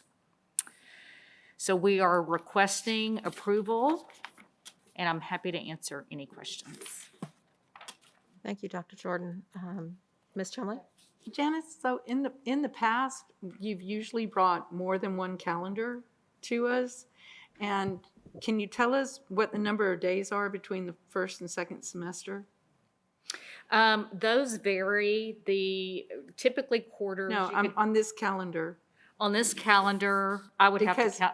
I believe the first semester I believe, is made up of maybe about 16 weeks. And the second semester is more weeks. But the fact that we cannot start until after the third Monday in August, and that we end the first semester at winter break, that in and of itself only gives you a certain amount of days to divide in half for the 2 9-week periods. Okay, this last calendar, when did we end the first semester? We ended, are you talking about this past year or the 21-22? 21-22, when we end the first semester right at winter break, so that would be December 17th or whatever so it is on this calendar. when was the last time? Because Brian, we always go back and forth on that, on ending the semester. Remember, there's always been that discussion of ending the semester at the end of winter, before winter break, and then we've had the discussion that teachers don't like to do it then, that they prefer to do it so that they have, and because we balance the number of days. Actually, Ms. in the Chumbley, two it's semesters. the opposite. It's the opposite. Teachers, over 85% of our teachers, including teachers who taught one semester courses, want winter break to be the end of the first semester. I need There's to go much back state and- testing in the spring semester, so that was kind of the rationale. But Janice, I know that we've had that discussion, and I don't remember you bringing us just one calendar before. And I know that in the calendar discussion, we always have that discussion about the number of days on each, is it important to balance the numbers between the two semesters or not balance it? And I know that we have had the discussion multiple times over the years over, do we end it before Christmas break? And I know that, Janice, in the past, we actually, teachers have been kind of, they've kind of disagreed on that. We haven't had this huge majority, and I think it may have been, part of it may have been elementary versus secondary as well. I'm just trying to remember the conversations. So I would like to know what, how off are we from a number of days perspective? Yeah, for the I first can and let you know second? that. And Yeah, Ms. just Chumbley, if you could, you're 100% right. About 4 years ago, the way the calendar was created was to create every grading period to be, and secondary was actually on 6 weeks, not 9 weeks. And so we made the shift about 4 years ago because students were taking final exams like third week of January. Exactly. So you're right. There has been a practice of really trying to balance the grading periods. And so we moved from that. But yes, I can get you the count of the days. Well, and no I think problem. what's throwing me off too is COVID just kind of, the last 18 absolutely. months, the last 2 years kind of just, but I just remember that was always a discussion that we had because you brought us 2 calendars. One was with the semester ending, before Christmas break, and then one was the semester going into the beginning of the year where you then had to do, I remember teachers saying the reteach about the testing. And so I may be multiple years off, guys, but I just remember we always had that conversation when we were talking calendars. And so, and there was always the argument that the second semester we have more testing, so that kind of balanced having more time in more days in the second semester than in the first semester. Is the testing kind of balanced that? And so we've always had that conversation during calendar time. And so I just had that question about. Yeah, and that's a great question. on And your memory is exactly correct. And so, again, and it may have been 3 years ago, but then we decided to where we're not even bringing options where the first semester ends in January. That's become So now a just- district standard. We pretty much just decided district standard that we were going to And really from teacher input and exactly how you described it, Ms. Chumbley, there are just some things in that spring semester that take up some of those days, so. Well, and then there was the one argument too, though, was that it just kind of, though, because we have that shorter first semester, it kind of compresses some of the teaching as well. I just had the questions about it. What had changed, when we had this conversation last, I think we were under the impression that the survey data was so overwhelming in support of a calendar that looks like this, that unless conditions changed, it wasn't worth returning to that conversation. Okay. What had changed over the years is a dramatic reduction in the number of semester courses at our high schools, which is where we have always had the issue about equalizing days in the past. There's been a dramatic reduction in the number of those courses. They've been replaced largely by full year courses, where it really doesn't matter how many days are in semester 1 and how many days are in semester 2. So to Dr. Jordan's point, we surveyed staff and included, specifically went to high school teachers who teach semester courses. And the data was really overwhelmingly in support of ending the semester in December. Okay, thank you, Brian. Guys, I just don't remember. I just remember for so many years, we had that conversation about the days in the different semesters. And so I apologize, Brian, I don't remember that piece of it, but thank you for letting me know on that. If we did it where we allowed teachers and students to be off on that Monday, Janice, where would we put the extra day? Yes, great question, Ms. Chumley. So if you look at June, the month of June, you'll see that the student semester ends, their last day is June 1st. And the teacher's last day is Friday, June 2nd. So that would be their work day. So if we gave them the holiday on that January 2nd, that means we would need to add a day beyond June 2nd. I believe the district's done that in the past. You could make that day, students would still end on the 1st. But you could make that day on Saturday the 3rd. You could make that day on Monday the 5th. One of the drawbacks that NEIC noted was it starts running into our robust summer programs. And then also NEIC said that gives teachers 2 work days in a row at the end. That's probably not the most productive of when they could use them. There isn't anywhere else we can't figure out, because I know we backed off on the early release. However, during COVID, we did do that. There's nowhere else within the calendar that we can, all of the holidays that we have. I don't know, I would really like to give in essence, teachers and staff off that day. In essence, what you would have to do is give up either Good Friday, Battle of the Flowers, or Memorial Day. That's not gonna work either, though. So will teachers be able to do, I'm not gonna say the right words. I'm sorry, I'm just not remembering stuff tonight. Where they can get credit to be off for, they usually do work so that they're off. The teacher choice credit. Right, so they're off the 21st Monday and Tuesday of Thanksgiving. I know a lot of teachers use that.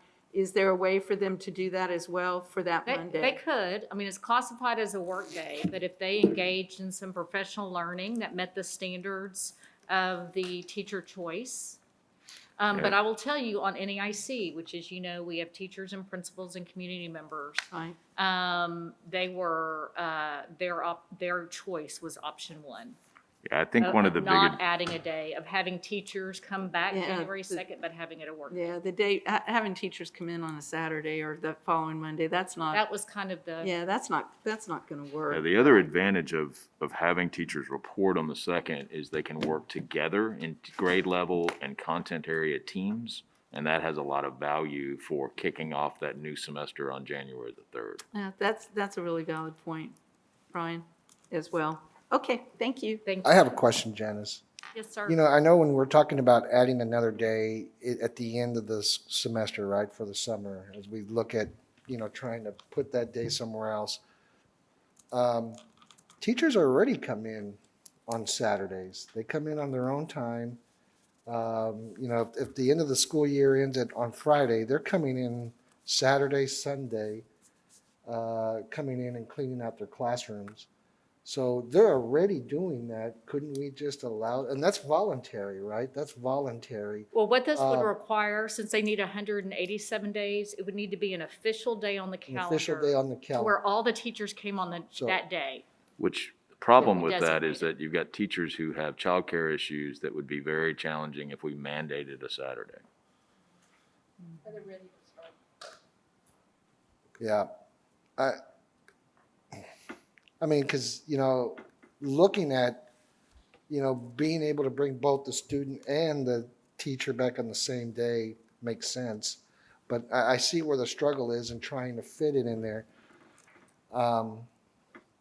You said we surveyed, did we survey teachers? Yes, we had NEIC gave their input, and then But- we surveyed a group of teachers. Yeah, and I know NEIC, but what did the teachers say? I didn't see any of They were that option one over 80%. 80%? They actually like And that coming was- in, they actually like starting second semester, not with the students. Okay, and that was each campus or a certain No, campus? it was a randomized selection of teachers throughout the district. Okay. But this also was the first choice of cabinet, and then all of NEIC with the community and parents. Okay. Okay. Yeah, I'm, and Mr. number Blunt? 2 is your recommendation, but yeah, okay, thank you. Mr. Blunt?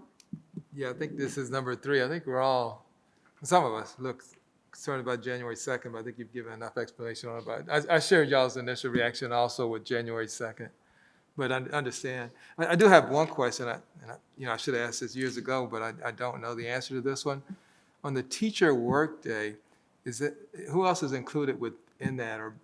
And what I mean by that, I know, for example, that doesn't include custodial bus. Are there others that are part of the teacher workday that are not necessarily teachers?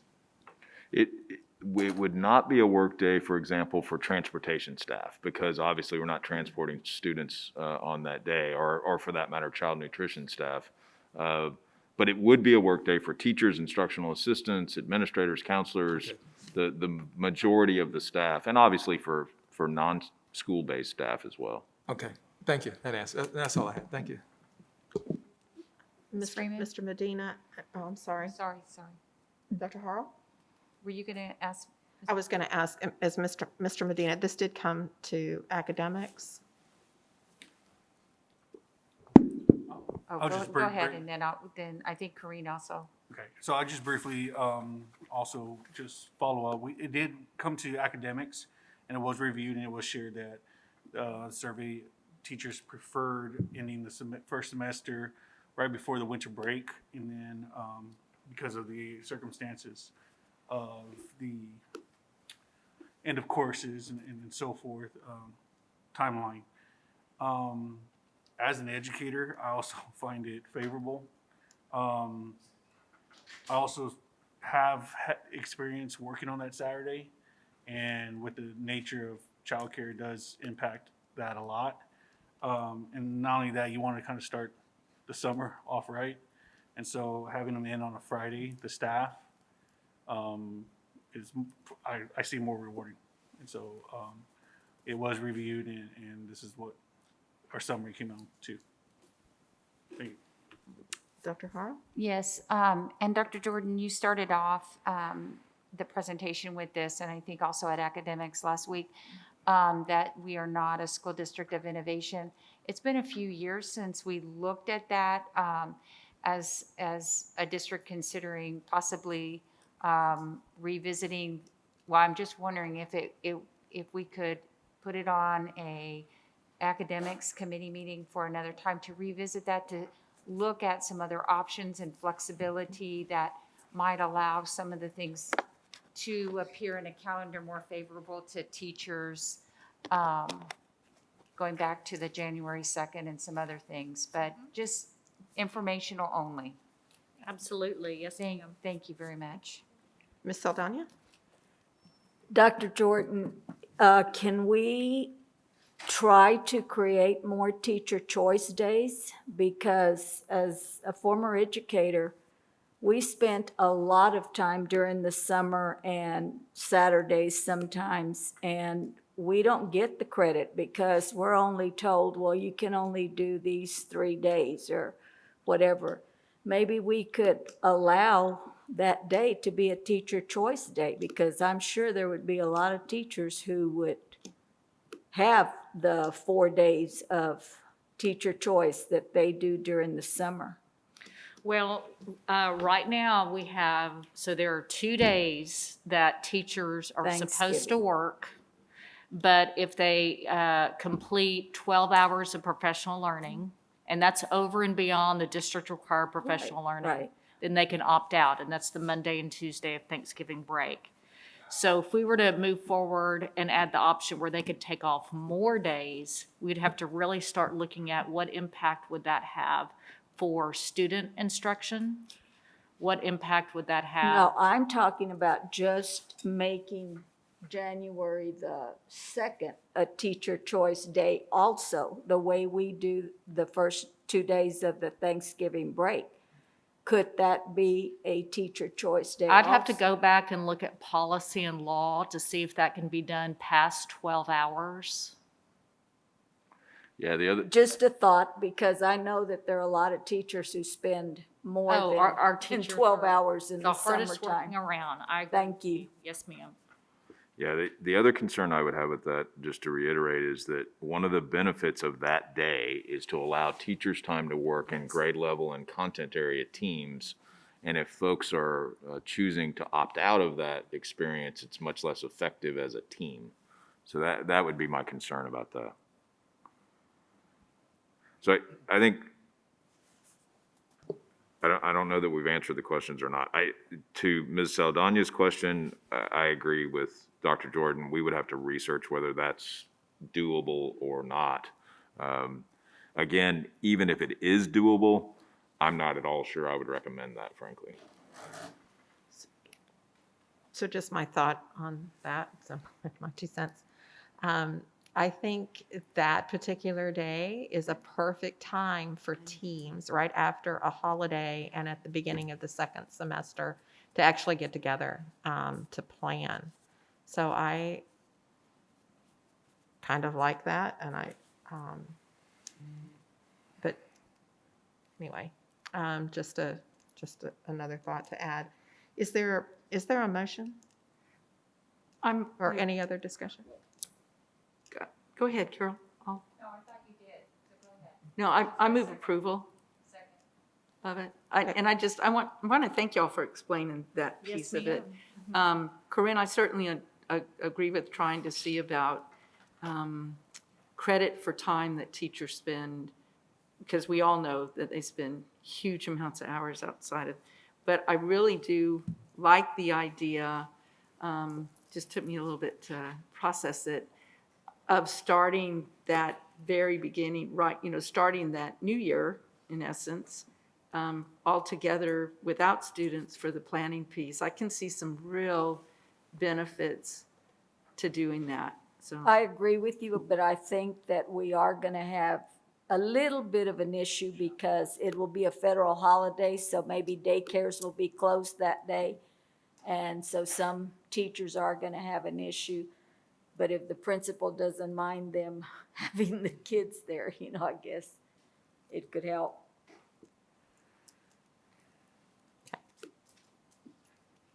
So we have a motion and a second for approval of the calendar as presented. All those in favor, please signify by saying aye. Aye. All those opposed, same sign. Motion carries. Thank you. Thank you. Next item on the agenda is under Facilities and Operations, schematic design of Jones Middle School. Mr. San Miguel. Thank you. We've got a couple items for you tonight. The first one is the schematic design for the clinic at Jones Middle School. Thank you. The district is pursuing the construction of a clinic facility adjacent to middle school, to Jones Middle School. University Health is collaborating with the district, which will provide medical services to our students, employees, and others. Whereas the district will provide for the construction and the maintaining of the facility on district property.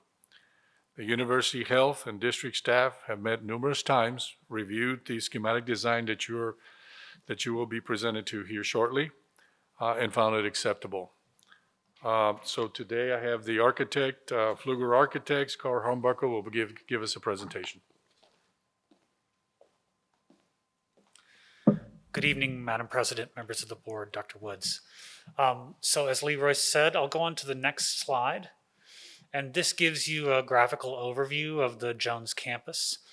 You all may recall that there's a construction project that we have just completed there for a new magnet program at Jones. That's along the front of the campus at Penn Road.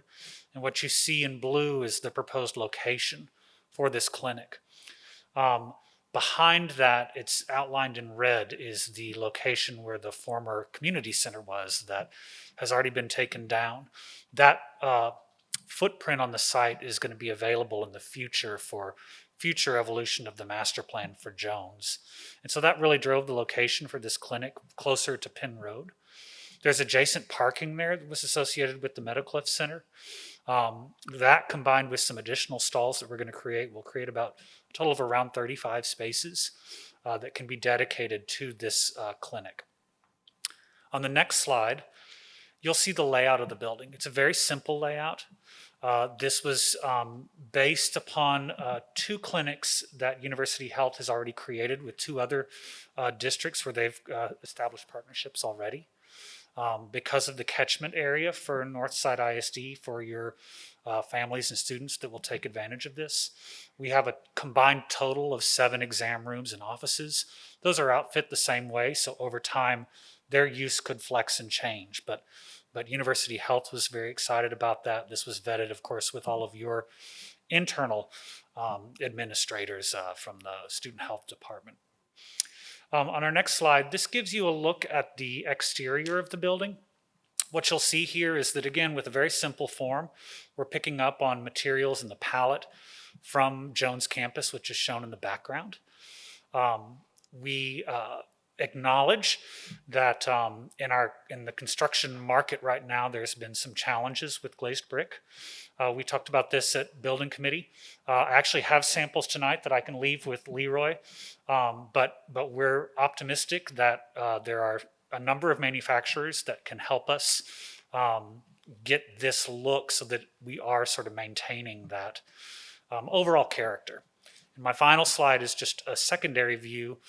If you look at the building from the other side, so in this case, we'd be looking back towards Penn Road. This is where the parking would be, where families would enter the reception area. And with that, I'd be glad to answer any questions.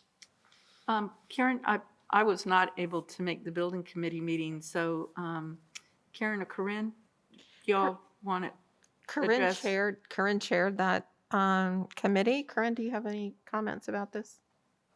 We were very impressed.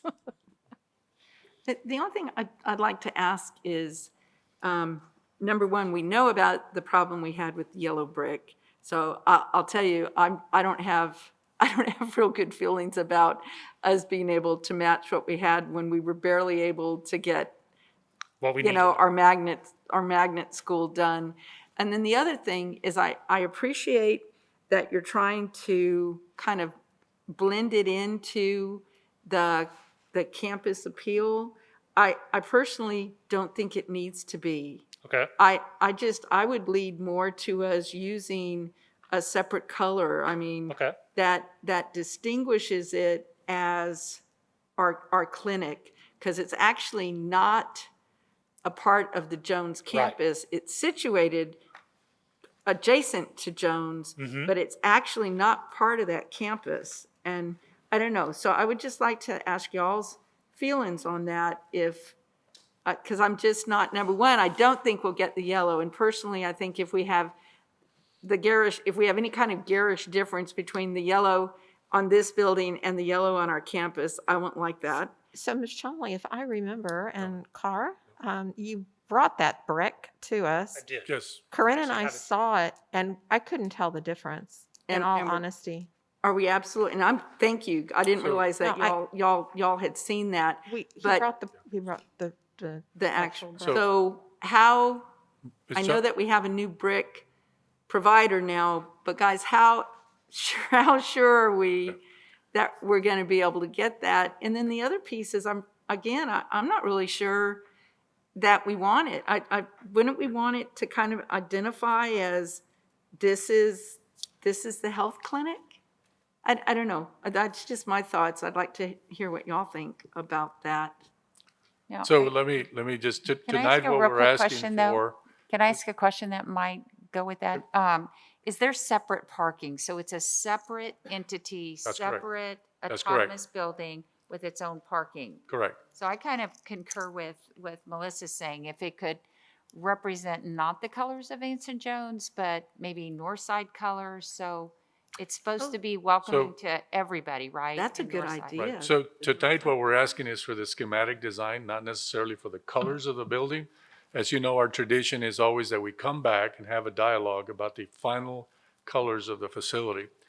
This, schematic design was intended to give you a flavor of what it could be like, and but without committing the board through their action or the approval action on the colors that it would represent finally.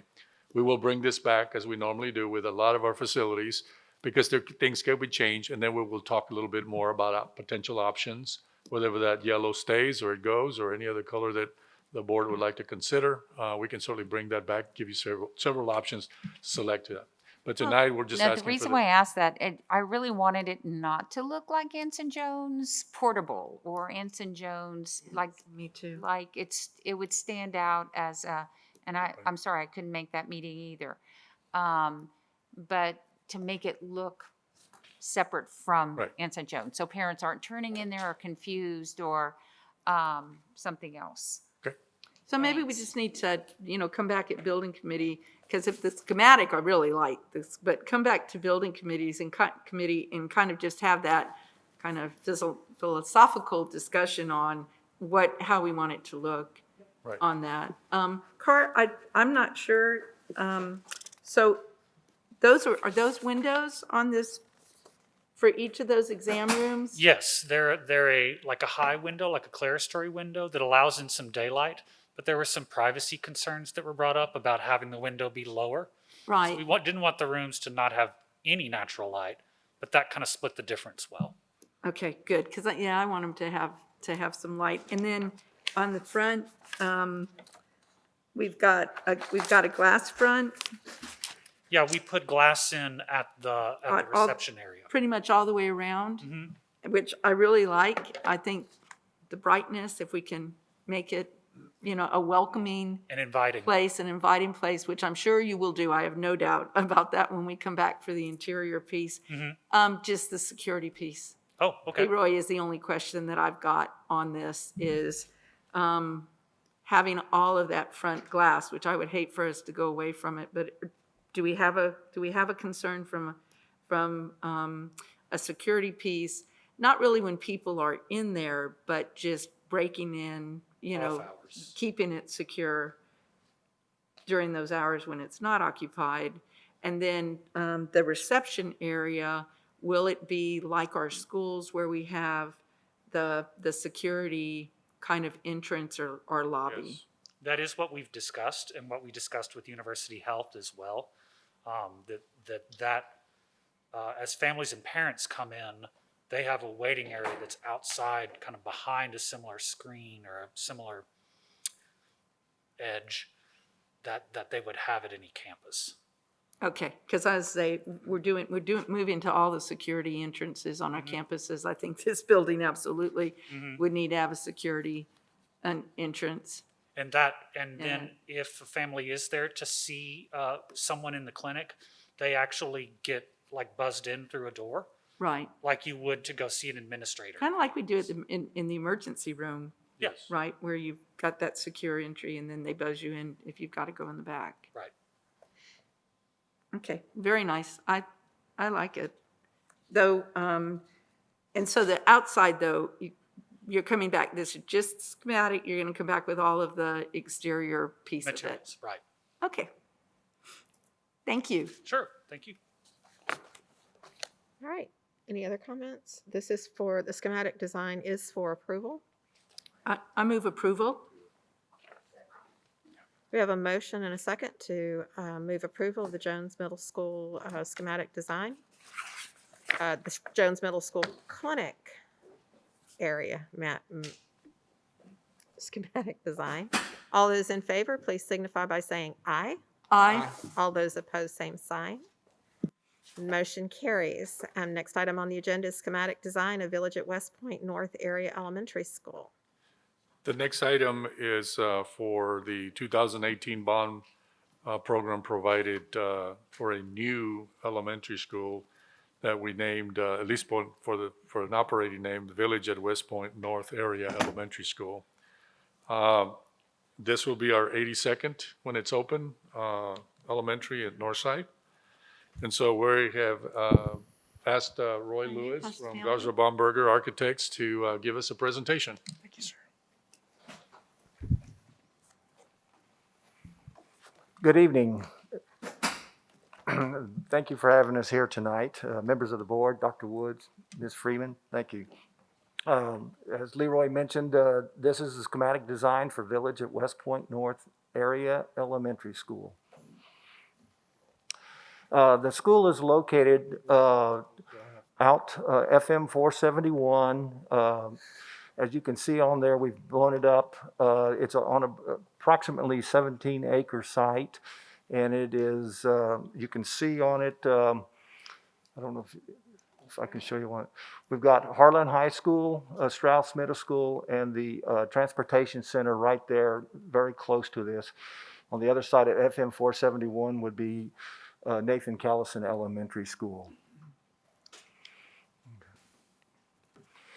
Looking at the site plan, the main entrance that we propose is off of Sawmill Glade, which would give us plenty of room for parents to come in for their drop-off of their students with adequate queuing space, and then exiting back on Sawmill Glade.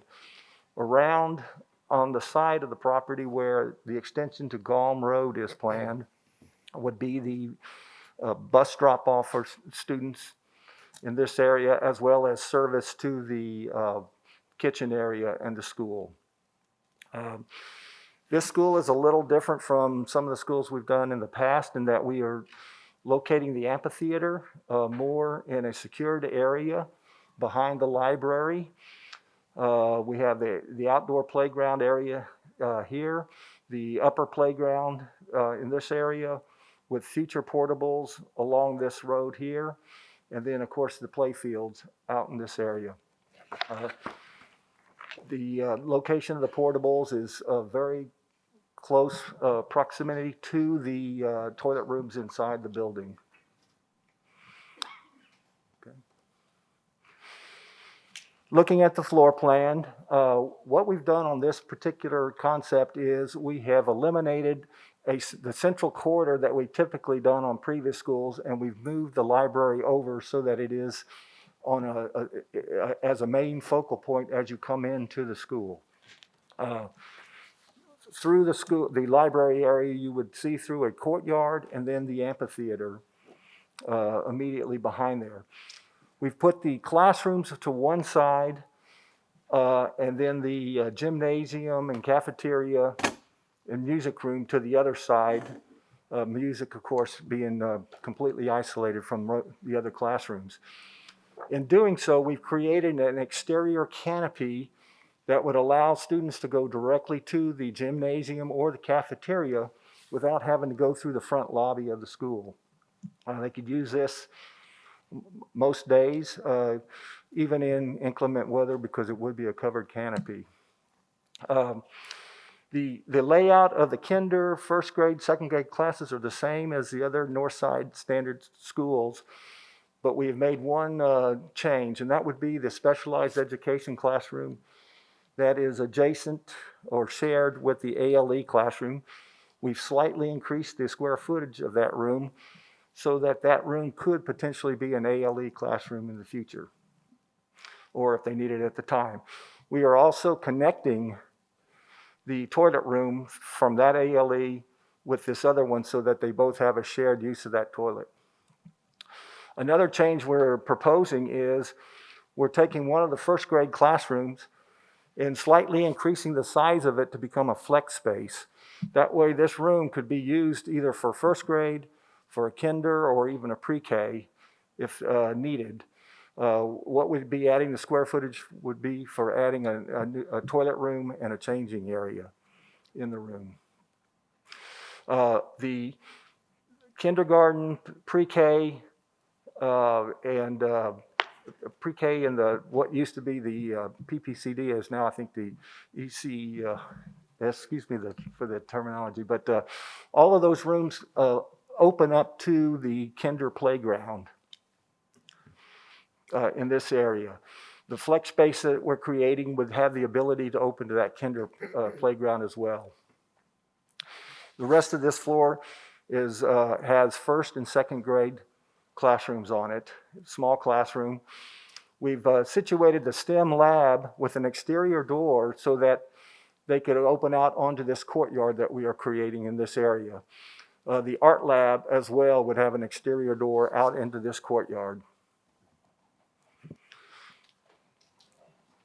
Okay. Moving on up to the second floor. We've created the space for third, fourth, and fifth grade classrooms, as well as the large classroom for science and an additional small classroom area on this floor plan.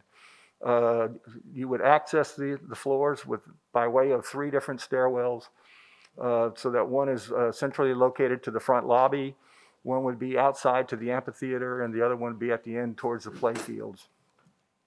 Roy, all right, hold on just a second. I think we have a question. Yes, sir. Roy, I have a question. I'm sorry, I didn't mean to interrupt you. Going back to the previous, where you had the design of the classrooms, yes, sir, that one.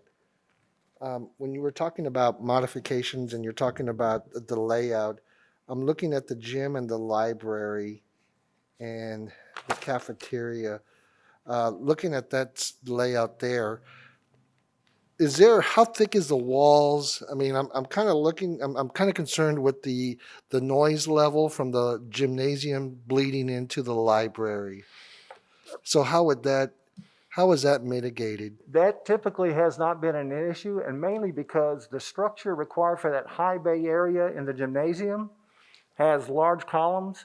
We don't like those columns sticking out in the room, so we actually double wall that wall in between there. So you would have 2 layers of CMU going all the way up to the structure. So the sound really should be completely minimized. Okay. Or any sound transfer between those 2 spaces. Yeah, because, typically in gymnasiums, when the kids are practicing or they're playing, they're typically pretty loud. And then you're looking at the quietness of it, so, Yes. We've also located the office, the workroom, the AV storage, all in that area between. Oh, to add like a buffer? That will be like a buffer in there as well. Okay. Now, what's on the bottom of on the gymnasium where the cafeteria is? There's like a black, it's on the yes, kind of like right there. What is that? Is that a door or? Yes, there would be a door coming directly out from the gymnasium onto the playground area. Okay. But what we're proposing is a covered canopy that connects that far end where the cafeteria is over to the classroom wing. Okay. So that would allow kids to come out and then go on out onto the playground or the amphitheater area. All right. Thank you, Roy. Appreciate it. Thank you. Moving into, I don't know if anybody has any comments on the I second still floor. have a question on the slide before as well. Real quick, so I've been looking at other plans in other districts, and districts that are using or have additional use of personnel such as community and schools. I'm trying to think what they're called in Northside, but where students are in restorative circles or doing more counseling type mindfulness activities, are asking for school renovations to include more counseling, larger counseling areas, to also include like calming rooms or Zen rooms, whatever they're calling, but more than just, and I don't want to overgeneralize, but it looks like there's only 2 like counselor type offices, but not the kind of practices or space needed for practices that communities and schools, and I know we've increased their presence in Northside, but that counselors are starting to do, and we're doing even before COVID, centered on mental health and social emotional. And so did I miss, is that not something that we're starting to hear, or it's not really done in classrooms because you have to move desks and. So Yeah, larger counseling areas, larger areas to do those kind of, the places that I know that those things are happening are in the kind of pre-designed smaller classroom spaces. They typically have, if they have desks, they have small numbers of desks.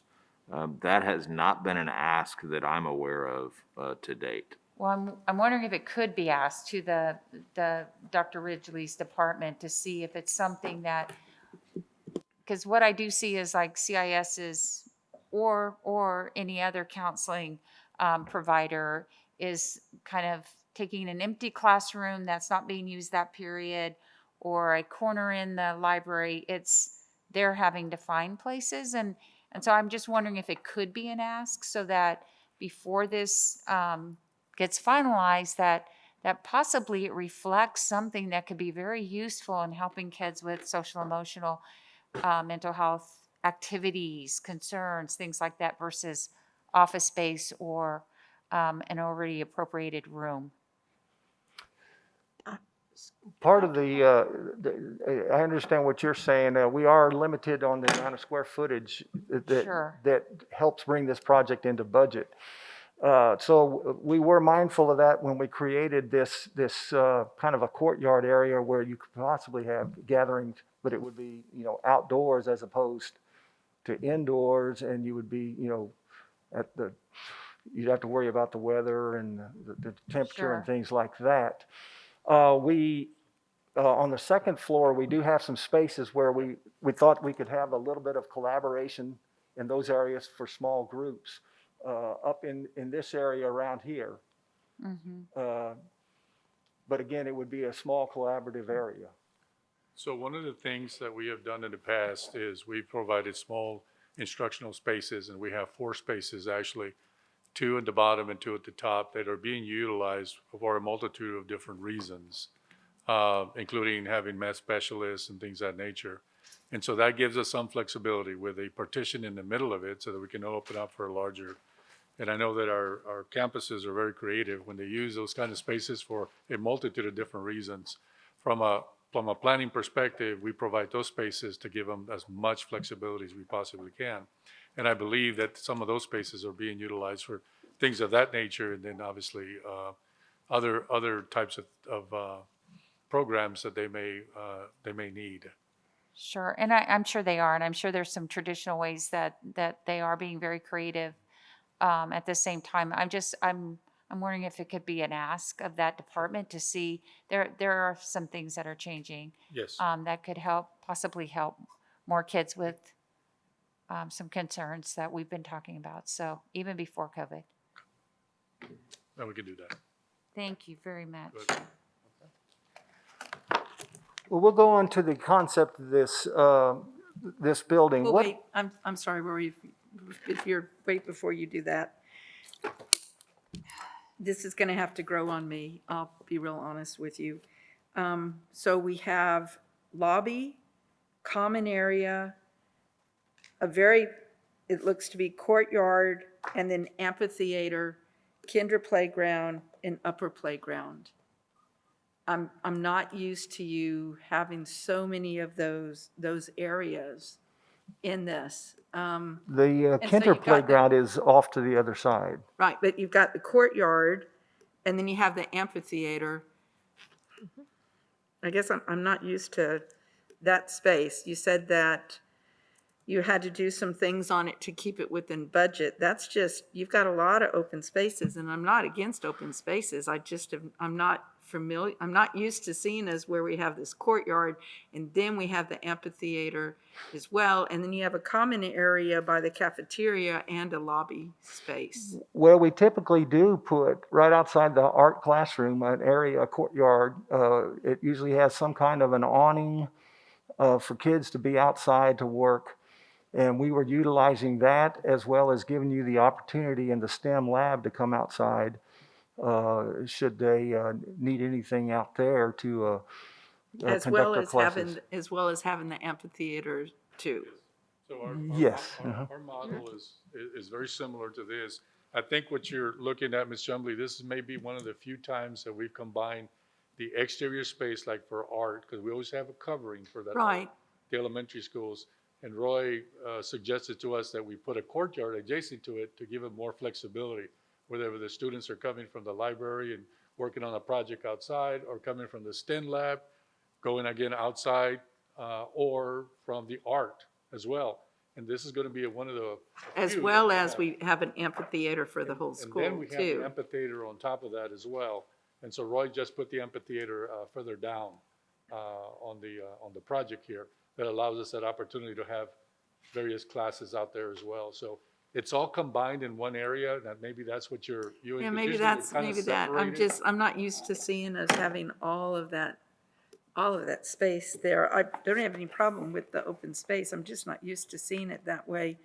And in relation to the cafeteria, so that's going to be a door there where if kids wanted to come into the cafeteria, they could come back out into that amphitheater area for them to eat Right. lunch or. They have man doors that come from the cafeteria out to the play areas, to the courtyard and the amphitheater, but they also have a man door from the gymnasium as well, that they can go out as well. So it's pretty flexible for them to go, especially if you have two different functions going on at one time.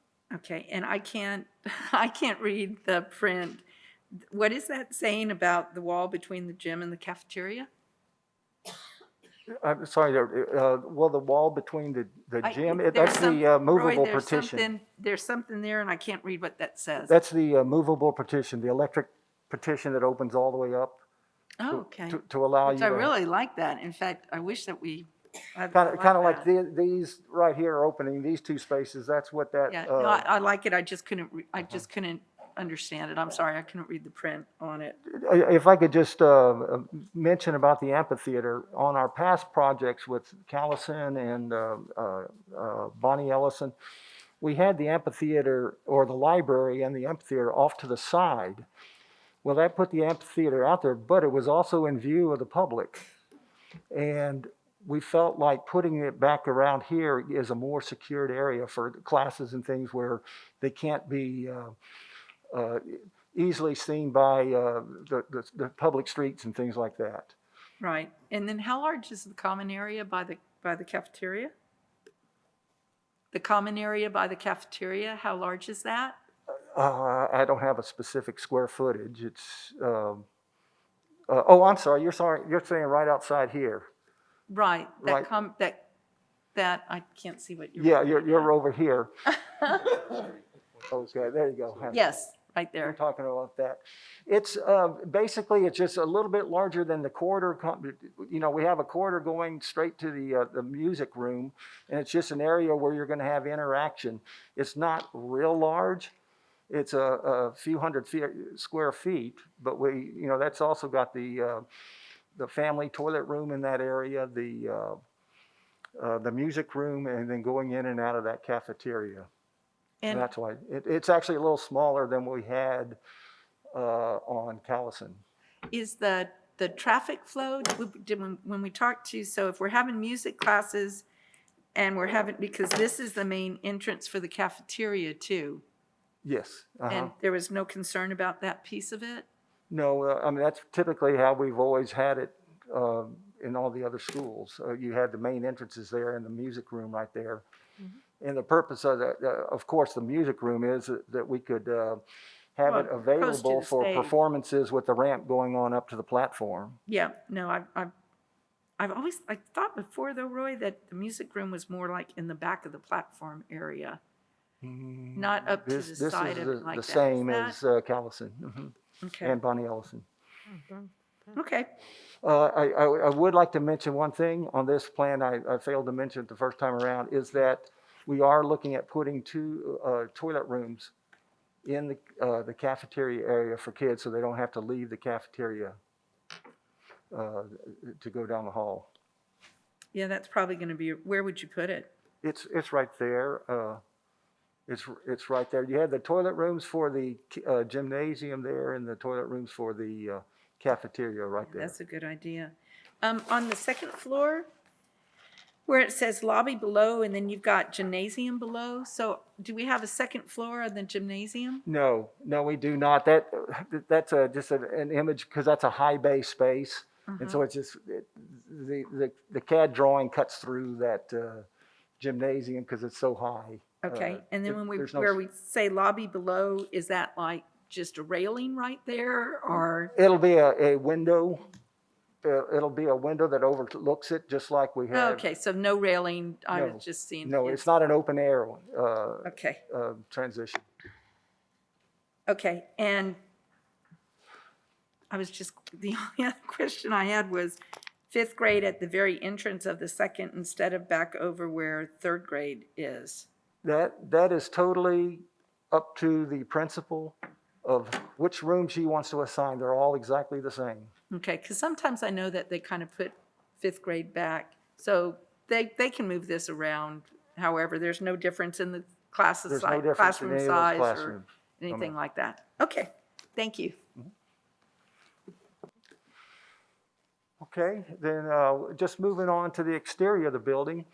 One concept we wanted to do for this school, unlike some of our past schools, is to reduce or minimize the amount of massing at the front entry. We've always had in the past a fairly large brick entrance and things like that. What we're trying to do here is create a little more visibility and a little lighter structure. We started some of this when we did the Adams Hill renovation. We created the cantilever type canopies. In this case, we would create a sign band as you approach the drop-off area. This would be the area of the lobby where kids from the second floor could look over the balcony of the windows of that area. I know y'all have had a lot of discussion about glazed brick, and we're aware of that. We've been looking at other sources as well. We are proposing to use it if we can get it. This school has a fairly long lead time, and so we feel like we could get the orders going, soon enough. We may have a chance. We also are hoping that these brick suppliers are going to try to catch up within the coming year on this. In this particular scheme, we are kind of using some brick patterns, hopefully glazed brick. If not, we would propose maybe using some just various colors of bricks to create this sunburst type pattern as you approach the school. If you then we would look at putting some of those accent colors at some of these windows around the school, just to give it some color. If you'll notice along the drop-off canopy, we are showing some perforated metal panels. Each bay would have a different color, or we could consider that a different color, and maybe even an identifier so that the kids would know how to line up and get ready to be picked up. Primary colors, Roy? They are the colors of the rainbow, if you will. It's not just red, yellow and blue. It would introduce some other colors. At the building committee? This No, is schematic. Yeah, we're not at colors yet. We're just Okay. trying to present a concept. Okay. So you just want the design without any of the other pieces of it. I have real problems with glazed brick and would want to really know where your gutters are, that we don't end up with the harsh minerals that we have talked about every time we talk about glazed brick Mm-hmm. Okay. on it. So the picture here is still up for discussion. Right now, you're just asking for approval of the exterior elevation in the interior? That's correct. For schematic diagram, we will come back to you with all the various materials later on to propose those to you. And the proposal for what the exterior looks like. Yes, ma'am. Well, the massing of this facility is what we're asking for approval of in terms of just the pure mass of it, right? And Okay. so the colors, obviously, we got to put something in the contract documents to bid it out so the contractors know what we intend to use. However, the final selection of the actual brick color or the glazed brick or whatever will come later. Okay, how much later though, Leroy? Well, Because we do, I mean, So we because traditionally. we have that problem with not getting it, so should we So- be moving that up to this phase So of it? it's going to be at least a year out más o menos, right? Because of the fact that we got to put it out for bids. We won't put it out for bids in January, February, come for the board for approval of the bids. And then shortly thereafter, within 2, 3, 4 months, the exterior is probably the first thing that hits you, because we've done this, I don't know how many times, where they need to order their brick, right? That's when we'll know exactly what's available in the market. And we would hope by then that things have settled down in the manufacturing of brick and glazed products, that we won't have so much of an issue as we have had, recently in a handful of projects we have had. If not, we will propose options to be able to mitigate that so that we don't get any delays on the ordering of materials like the exterior brick and glazed products. Okay, so just to tell you what my concern is I like this with all the color. But if you were to bring this design and not have all that color, then I'm not sure that I would like it. And so we're in kind of an awkward situation on that, in that you're asking us to prove something where I really like the way it looks, but we're not going to know if it's really going to look like that.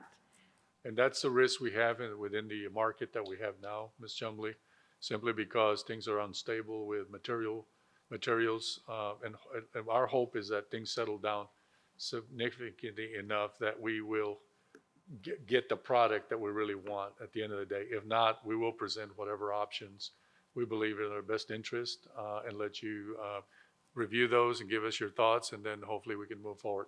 Again, we still got about 6 to 8 months to make those kinds of decisions until we get a contractor on board and we know what the state of the material.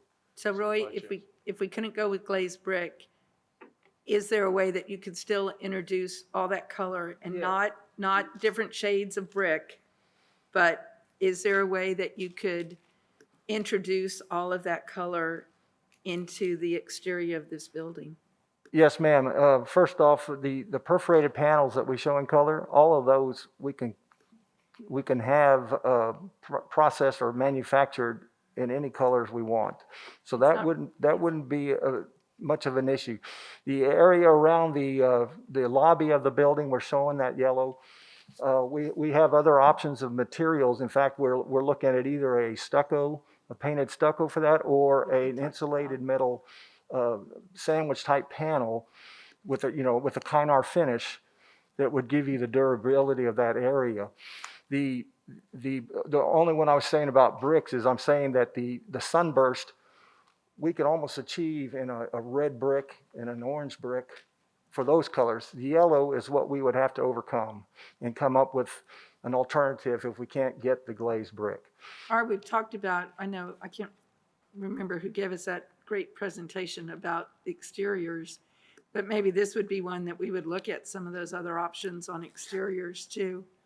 That's correct. If we can't move. Okay, so you feel confident that you can achieve this look even if we can't use glazed brick? Yes, ma'am. Okay. All right, thank you. And with that, I think, are there any other questions? Any other questions? I'll move approval. Second. Dr. Woods, did you have? I was just going to comment around Dr. Harrell's question that we need to research some more. We'll try to research that and come back. We are going to ask for approval, though. That would be an add to this. We'll ask for approval tonight so that we can keep this project moving. This school does need to be open in the fall of '23. Thank you. But we do have that small classroom, Brian, which we could, because there's that small classroom on, so there's that small classroom on that first floor. You have another small classroom on the second floor too that can be divided into smaller classrooms. So we could look at, Yeah, from a program perspective. I want to ask an expert, somebody who's operated elementary schools for a long time and really sit with them and with counseling folks and talk about all that. Right, I just think it's, Carol, I think it's a really good idea, though, if we're moving towards more of the social emotional program, that maybe we need to look at that, Brian, in moving forward on that. Thank you. Okay, we have any other questions, comments? We have a motion and a second to approve the schematic design of Village at West Point North Area Elementary School. All those in favor, please signify by saying aye. Aye. Opposed, same sign. Ayes have it, motion carries, and thank you very much. Thank you very much. Thank you for the most interesting design too. I know this is a little different than what we've done, and it looks beautiful. And then just Roy, real quick, this too, you'll be able to achieve that as well. Okay, I'm going to hold you to that. Pressure. All right, Mr. Sandoval, last item. Last item. This is for the schematic design for Colby Glass, one of our older schools. And as you know, the 2018 bond program provided for several various building replacements. This particular one was slated for the replacement of the existing cafeteria and gym at Colby Glass. Good. And so Next Gen Architects is going to do the presentation. And I think Raul with Next Gen is going to give you the presentation. Joel sent his apologies for not being here, but he's taken Sam to college. Thank you. Good evening. Ms. Freeman, Dr. Woods, members of the board, thank you for allowing us the opportunity to present the building replacement at Colby Glass Elementary School. Let's go over the existing site, just to kind of get everybody familiarized with the existing sort of layout. Quick aerial of the existing site. This is actually an interesting site where it actually fronts three neighborhood streets. We've got Clearview, we've got Arrowhead, and then we also have Inspiration Drive. The way this campus is laid out, the main entry student drop-off is at this intersection here. We do have an existing canopy where parents sort of queue up in here and drop off. Right adjacent to that is a library cafeteria administration sort of cluster. We do have the classroom. They're individual buildings that are have been attached over the years. So we do have the cluster of the classrooms on the back end. And over on the left-hand side, we do have that gymnasium, which is why we're here. It's a standalone building, about 3,800 square feet. Here's a quick site plan of that same sort of aerial, just to kind of show a little bit better in terms of the vehicular sort of traffic. Again, the parents queue up in this area here off of Arrowhead, and then would come out off of Inspiration Drive. This on the right-hand side here off of Clearview, there is a bus loop, and it's dedicated just for buses. There is no parking on that end. So they do have a walkway canopy out here. They drop off here into the cafeteria.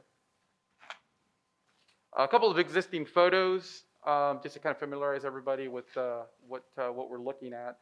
A couple of images, actually 4 images of every angle of that existing gym. Again, it's a standalone building. I mentioned it's 3,800 square feet, so it's deficient in terms of square footage. It is detached from the main building, and currently, just overall speaking, generally speaking, it does not meet the design standards. The other item that we're obviously here for is the existing cafeteria. We're going to be proposing a new one as well. So a couple of images of what that interior sort of, can we back up one? Of what that cafeteria looks like. The bottom 2 photos are just some of the existing sort of aesthetics of Glass Elementary. On the right here is the administration building. If you notice, there's kind of a reddish orangey brick with some green glaze sort of accents in the corners, along with some white sort of horizontal accents. The building on the left here kind of becomes a little bit important just because this is building H, which houses the younger kids, and that's really part of one of the buildings. Next slide. That's part of the master plan, and that's actually one of your newer buildings. This building H here is built in 1990. So part of this overall master plan that was done in 2017 was to keep that building H. So now kind of what we're looking at in phase 1 of what was done back in 2017, or at least what was thought about, was obviously replacing that existing gymnasium. As a completed phase of that master plan was obviously to put the new cafeteria gym combo over on the left-hand side. So you'll see a lot of similarities with our design. In terms of our scope of work, we're looking at a building replacement to upgrade and accommodate a kitchen, cafeteria, gymnasium, along with all of the storage spaces, support spaces that are all consistent with your district design standards. In addition to that, we're also looking at adding a new paved play court, a new 20 by 20 maintenance storage building. And along with all of this, we're going to be addressing the bus loop drop-off, extending the parking, the staff parking, and then making modifications to that visitor parking and front entry drive. So we'll get into our schematic design here. Again, just an existing site plan. We're going to kind of be going through a couple of phases as we kind of work through this. Can I ask just real quick, Leroy, do we have a 20 by 20 storage building at all of our elementaries? Yes, we do. We do? I just don't remember Yes, ma'am. that. That's part of our standard. That is, okay, thank you. Yeah, and they do have an existing one right adjacent to that gymnasium, but because we are taking that footprint here, that will be demolished, and we're going to build a whole new one in that I just area. didn't remember seeing that at all our other elementaries. Yes, ma'am. Some of the existing campuses do not have a 20 by 20. Some of the older campuses, but they have other types of storage. But all our newer campuses have a 20 by 20 storage building that they can provide items that usually will be stored in the outside, closer to the PE areas and things of that nature. Okay, great, thank you. No problem. So phase one, what we're calling the demolition phase, we're going to be addressing or demolishing the existing gymnasium, that adjacent storage room, and the paved play court that's right adjacent to that. A couple of other items that we want to make sure that we're addressing sort of early on in this, since this is going to be a 12-month project, is addressing the sort of front loop and visitor and staff parking up at the front. So we're going to be addressing this.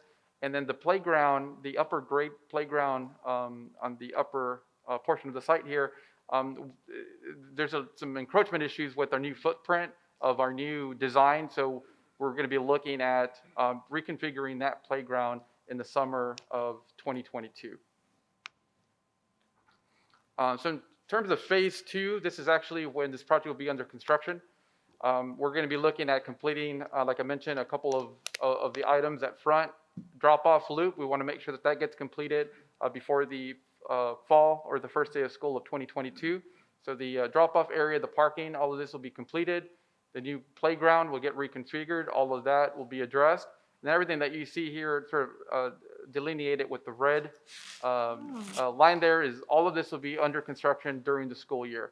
One of the items, obviously, since we're displacing quite a bit of parking in here, we're going to be looking at providing a temporary staff parking in here just to kind of make sure that we try to have as many of the parking spaces on site and off the streets. And so during all of that, the existing bus loop will still be. That's correct. That's a very good point. So that's one of the benefits of this campus is that the operation will maintain in terms of the student drop off into the cafeteria. Obviously that cafeteria will remain operational during the course of construction throughout the whole phase of construction. And then Brian, what are we going to do in relation to the gym? I don't understand the question. We won't have a gymnasium for that whole construction period. Right, that's true. Yeah, we'll have to move that function, and that's won't be the first time that we've had to do just that. We're in communications with our PE department to try to, find the best possible solution for that. It's just, it's a small, so I was thinking, a lot of times they'll do stuff on the stage but that's a small cafeteria in that school already. Sometimes we will bring portables in and take the middle walls out to allow the kids a more ample room. So that's an option that we are talking about at this point. Okay, so we may have a portable gym, because I remember when we did that at Marshall. Yeah, there'll be a lot of outside PE as long as the weather cooperates. I'm sorry? I said there'll be a lot of outside PE as long as the weather cooperates. Right. Okay, thank you. So phase four this is sort of the final layout of the site plan with the new cafeteria, gymnasium, sort of combo. We've got the paved play court area accessible right off the gymnasium.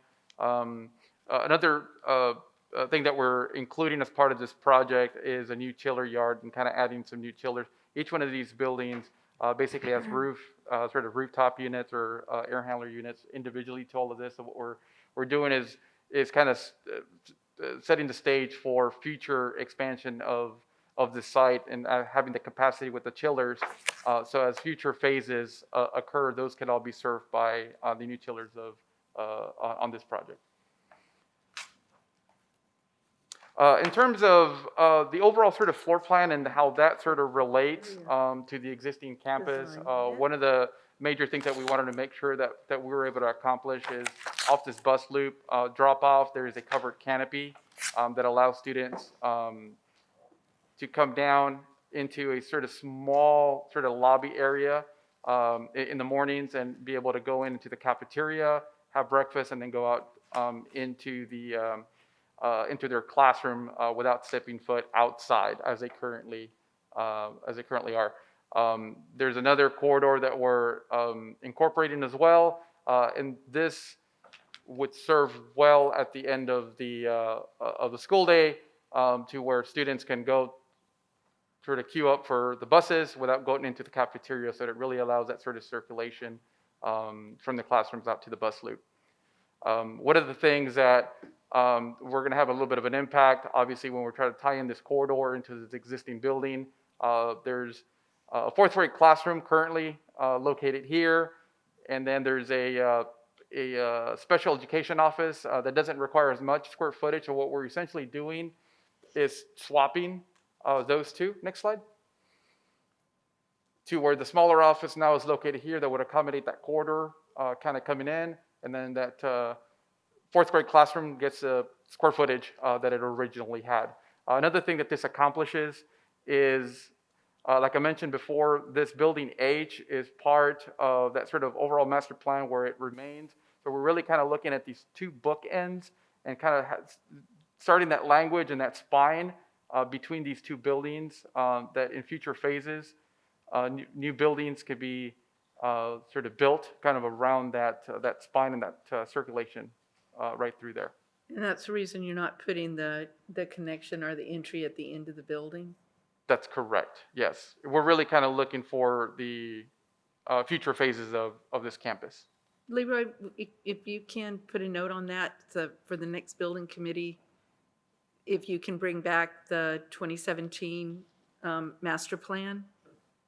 I don't remember it. So if you could bring that back so we could have that picture. Thank you. Okay. A little bit closer look at the gymnasium, cafeteria, platform, kitchen, floor plan. Again, even part of some of the discussions with Roy in the previous presentation. This is your latest design standard in terms of your gymnasium. The gymnasium leads out into the play court area, direct access straight out. It's got its storage rooms, its office as well, so all the support spaces will be adjacent to that. Like it was mentioned before, it will have that operable partition right in between the gymnasium cafeteria. Its associated restrooms directly serving the gymnasium. Cafeteria with your platform, your music classroom that has access off the main corridor, and then it's got its access up a ramp into its platform in this area here, and it's got its own set of restrooms as well. And the little sort of coffee break area here as well. In terms of the kitchen, again, very sort of standard design and layout for this. Loading dock is right adjacent to that, so they'll come drop off, come straight into that kitchen area. We are trying something a little bit different, so don't adjust your screens on this, but these are a couple of interior shots. We purposely kind of left that sort of color out just so it isn't a distraction, I guess. But really kind of looking at the interior space of that cafeteria, of what this could potentially look like. We've got some ceiling fur down treatments, your platform area with the fur down right above that. The serving line in this area with its fur down and some potential for graphics right above that as well. Definitely an opportunity to make that playful since it is an elementary school. And obviously some sort of linear patterns on the floor as well to kind of maintain some of that some linear items there. In terms of the gymnasium, again, very standard gym area, acoustical wall panels up high. We're obviously going to be presenting, bringing colors back to you all. Again, very, very typical. In terms of the exterior, like I mentioned before, that we certainly wanted to be a little sensitive to what is existing out at that campus. So, again, we're having this discussion on the glazed brick, and that's certainly a potential on this campus as well. So we're taking that sort of same cue of what they currently have out there and potentially providing some glazed brick in the corners, just taking a little bit more of a contemporary sort of approach to kind of bring in some color into that entry. We do have this drop-off canopy that this, again, also has potential for some color in these columns as well. So we'll be bringing that back to you.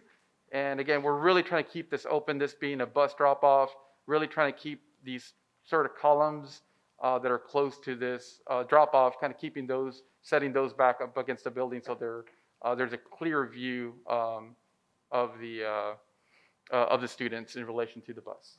I like that. A little bit of a different view.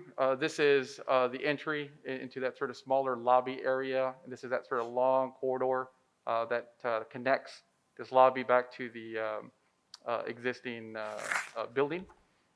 In the background here, you see that high volume of the gymnasium and the cafeteria. What we're proposing back in this area on the high volumes is a stucco as well.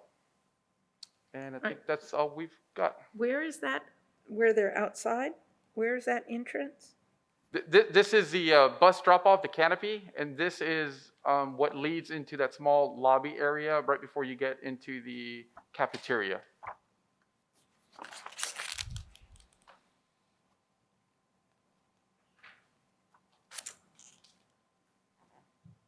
Okay. I see. Thank you. Okay. With that, I'll open it up to any comments or questions. Ms. Saldana, any? Corinne, Anyone? You or Karen, did you all have any comments from the building committee? No, we thought it was good luck. I really like the way you did the bus drop-off canopies. Mm-hmm. That's a little different, that we don't have the post out in the front on the. You remember next I like gen that. and Jesse really started the dialogue at Tomlinson, where we took all those massive columns that children could actually hide behind, so to speak. Right. So we opened it up. So you just saw Roy Lewis's Village of West Point North, very similar concept. So we're moving into that direction to allow more flexibility, a lighter structure, but also for security purposes as well. So I know the next gen did something very similar, Oak Hills Terrace in the front, very light as well. So that's kind of the idea, is that we're moving forward for those reasons. I like it. Right, for safety and security, obviously. And Ms. Chumley, it's not going to be all gray and dark up there. I'm going to put it out there because I know you. I have you no an doubt with opinion. XGen. I have no doubt that it's Right, not gonna be, and it's not going to be all I gray. will add to the glazed brick comment. We have had some good luck with other manufacturers that we've researched in a building that we're doing now for you all at Stevenson Middle School. So we needed a pivot on that one. So there's definitely some opportunity and some choices out there for us. So one more noteworthy point that I think we will make: the existing cafeteria will stay just the way it is. Right. Dr. Woods brought to our attention that as we move through very phases and other bond programs, that we're going to need classrooms. So it could conceivably that we could cordon off that or subdivide that existing cafeteria in the future to put classrooms that we don't have to move portables in for. So our intent at this point in time is to leave that cafeteria. We will disconnect the gas and things of that nature to make sure that it's absolutely safe. But we could use the existing cafeteria for whatever the campus needs at this point in time. But for the future, we're planning to subdivide that space for future classrooms. I'd just like to see that master plan, because I just I don't remember it at all. They followed the master plan literally to the T, but we'll bring it back to the building committee so you can see it. Yeah, I just want to see how, because like you're talking about with the existing cafeteria. Right, it's got It'd be future nice. phases, obviously, as part of all that. And we just wanted to make sure that we showed you at least the first phase that we're in line with that. Yeah, it looks exciting. Yes, thank you. All right. Any other questions? Is there a motion? I move approval of the schematic design for Colby Glass Elementary.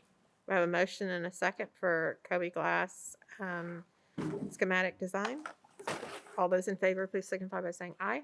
Aye. All those opposed, same sign. Motion carries. Thank you. Thank you very much. Have a great evening. Thank you. Thank you. Good night.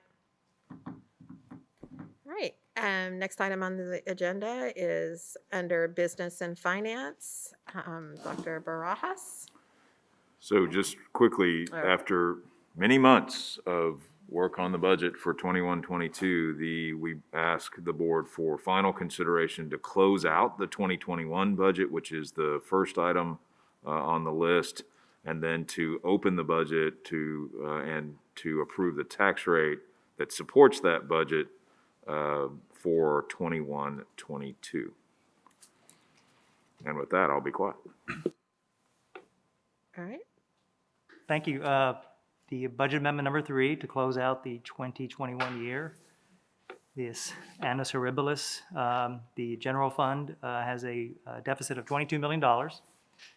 Food service, which we've been tracking all year, is at about 4.6, but they do have fund balance to cover that with some assistance from the general fund, and there were no changes to the debt service fund. So these are the 3 budgets we're recommending for the final amended budget for 2021. Okay. Mr. Lopez, as Chair of Finance, any comments? Yes. Yeah, we went over this in the Finance Committee meeting last week. So I move that we approve the budget amendment for number 3 for fiscal 2020 and 2021 as presented by staff. We have a motion and a second to approve the final amended budget for the agenda. Any discussion? This is not the first time we've seen this at all. All those in favor, please signify by saying aye. Aye. Aye. Opposed, same sign. Motion carries. Next item is fund balance resolution. Let me just ask something real quick. Sure. So, Dr. Barajas, where do we end up with the now that would have been the end of the year sweep on it. So I'm just confused on which budget amendment this is. So this is at the very end of our 2021 school year. That is correct. We call it budget amendment number 3. It could be Right. 4 or 5, but it's the final amended budget. Yeah. Okay. I'll get it all in order. Thank you. Okay. Fund balance resolution. Yes. Yes, ma'am. This is a typical item that the board sees this time of the year. We're asking the board to commit fund balances in instructional continuity.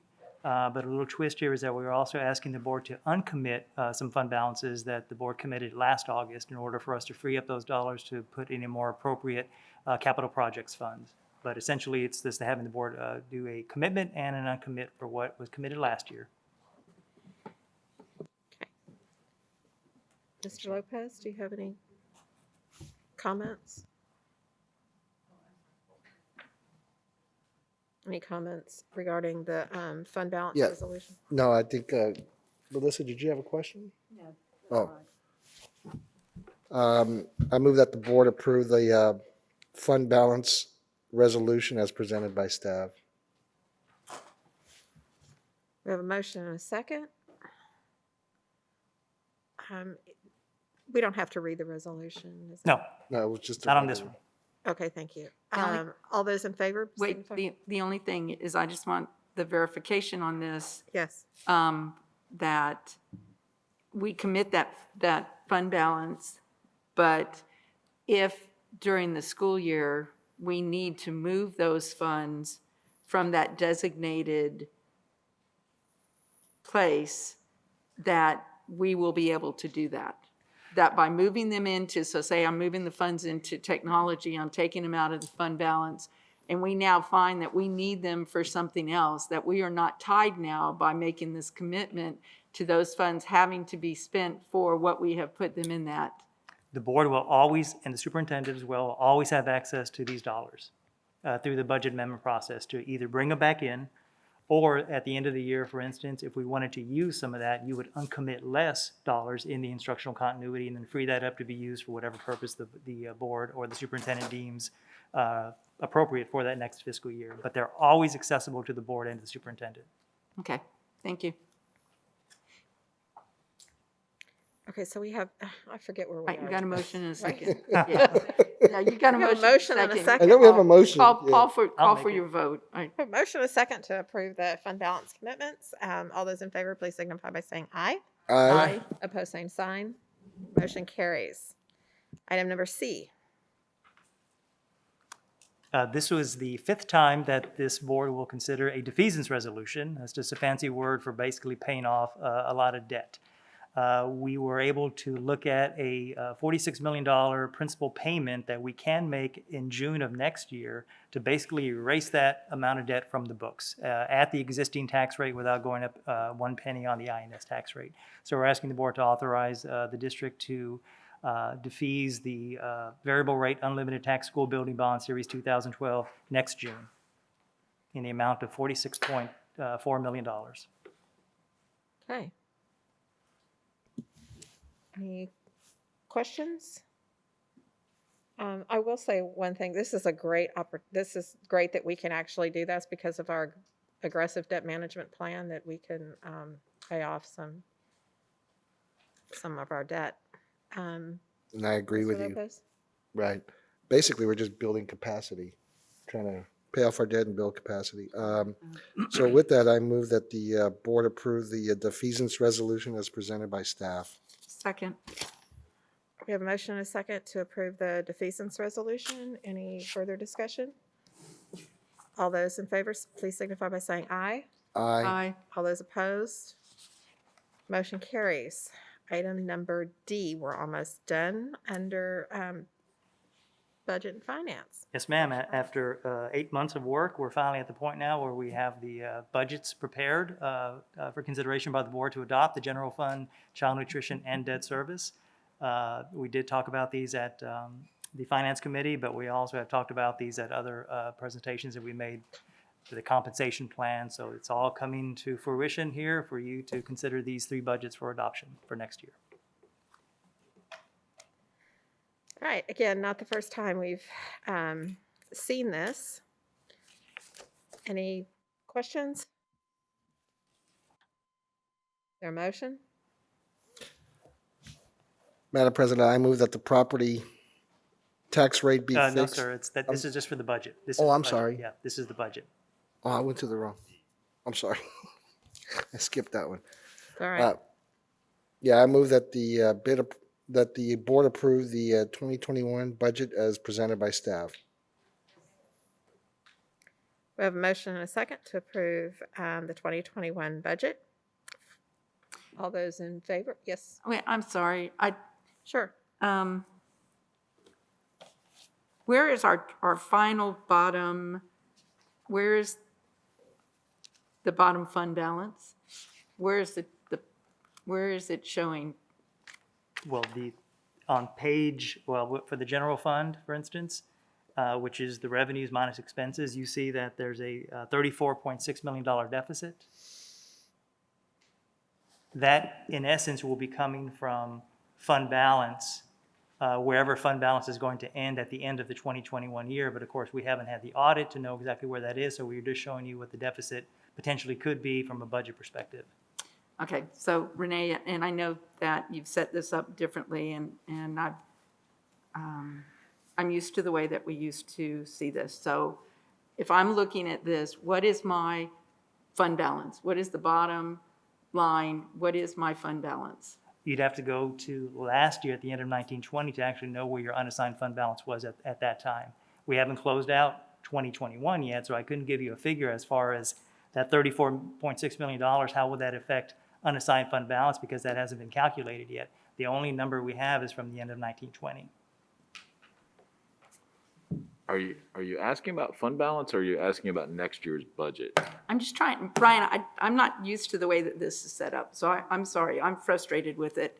I just want to know if we're looking at this, what are we anticipating with the actions that we've taken? What are we anticipating that our fund balance will represent?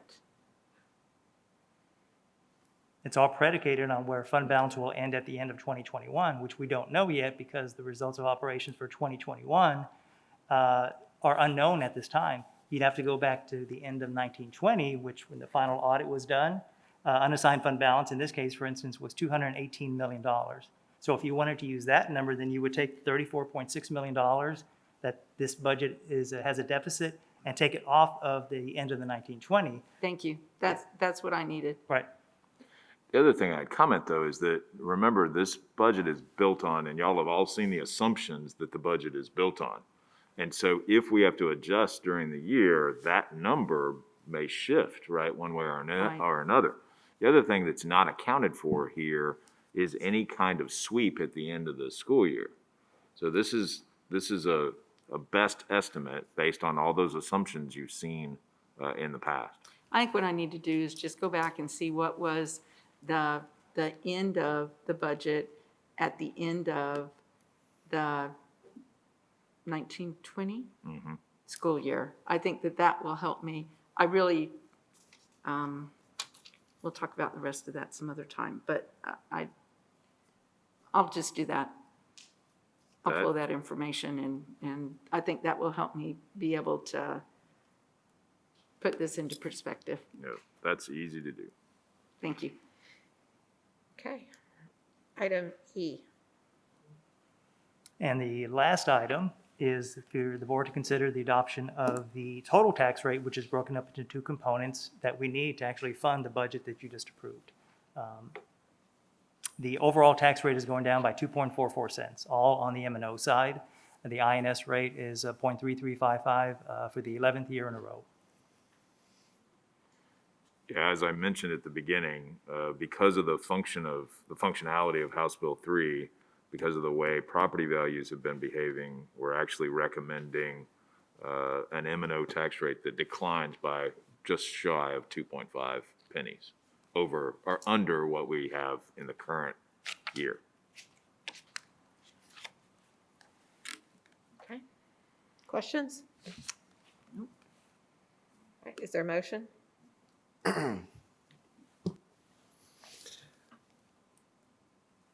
Madam President, I move that the property tax rate be fixed and levied by the adoption of the tax rate of $1.2613 on each $100 of taxable value of property, comprised of a rate of 0.9258 for maintenance operations and 0.3355 for interest and sinking, and that the order presented by be finally passed and adopted.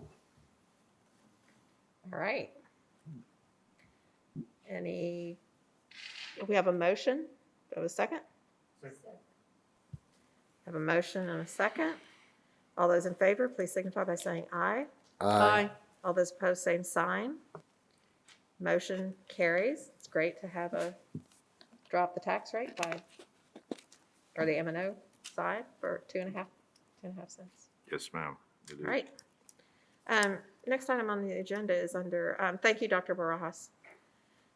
You're welcome. Next item on the agenda is under Superintendent, Dr. Woods. Yes, ma'am, Mrs. Freeman. This is a request of the board to ratify our intervention in a case in Travis County that is seeking to gain local control over decisions made for students and staff, and to put that in the hands of our Board of Trustees.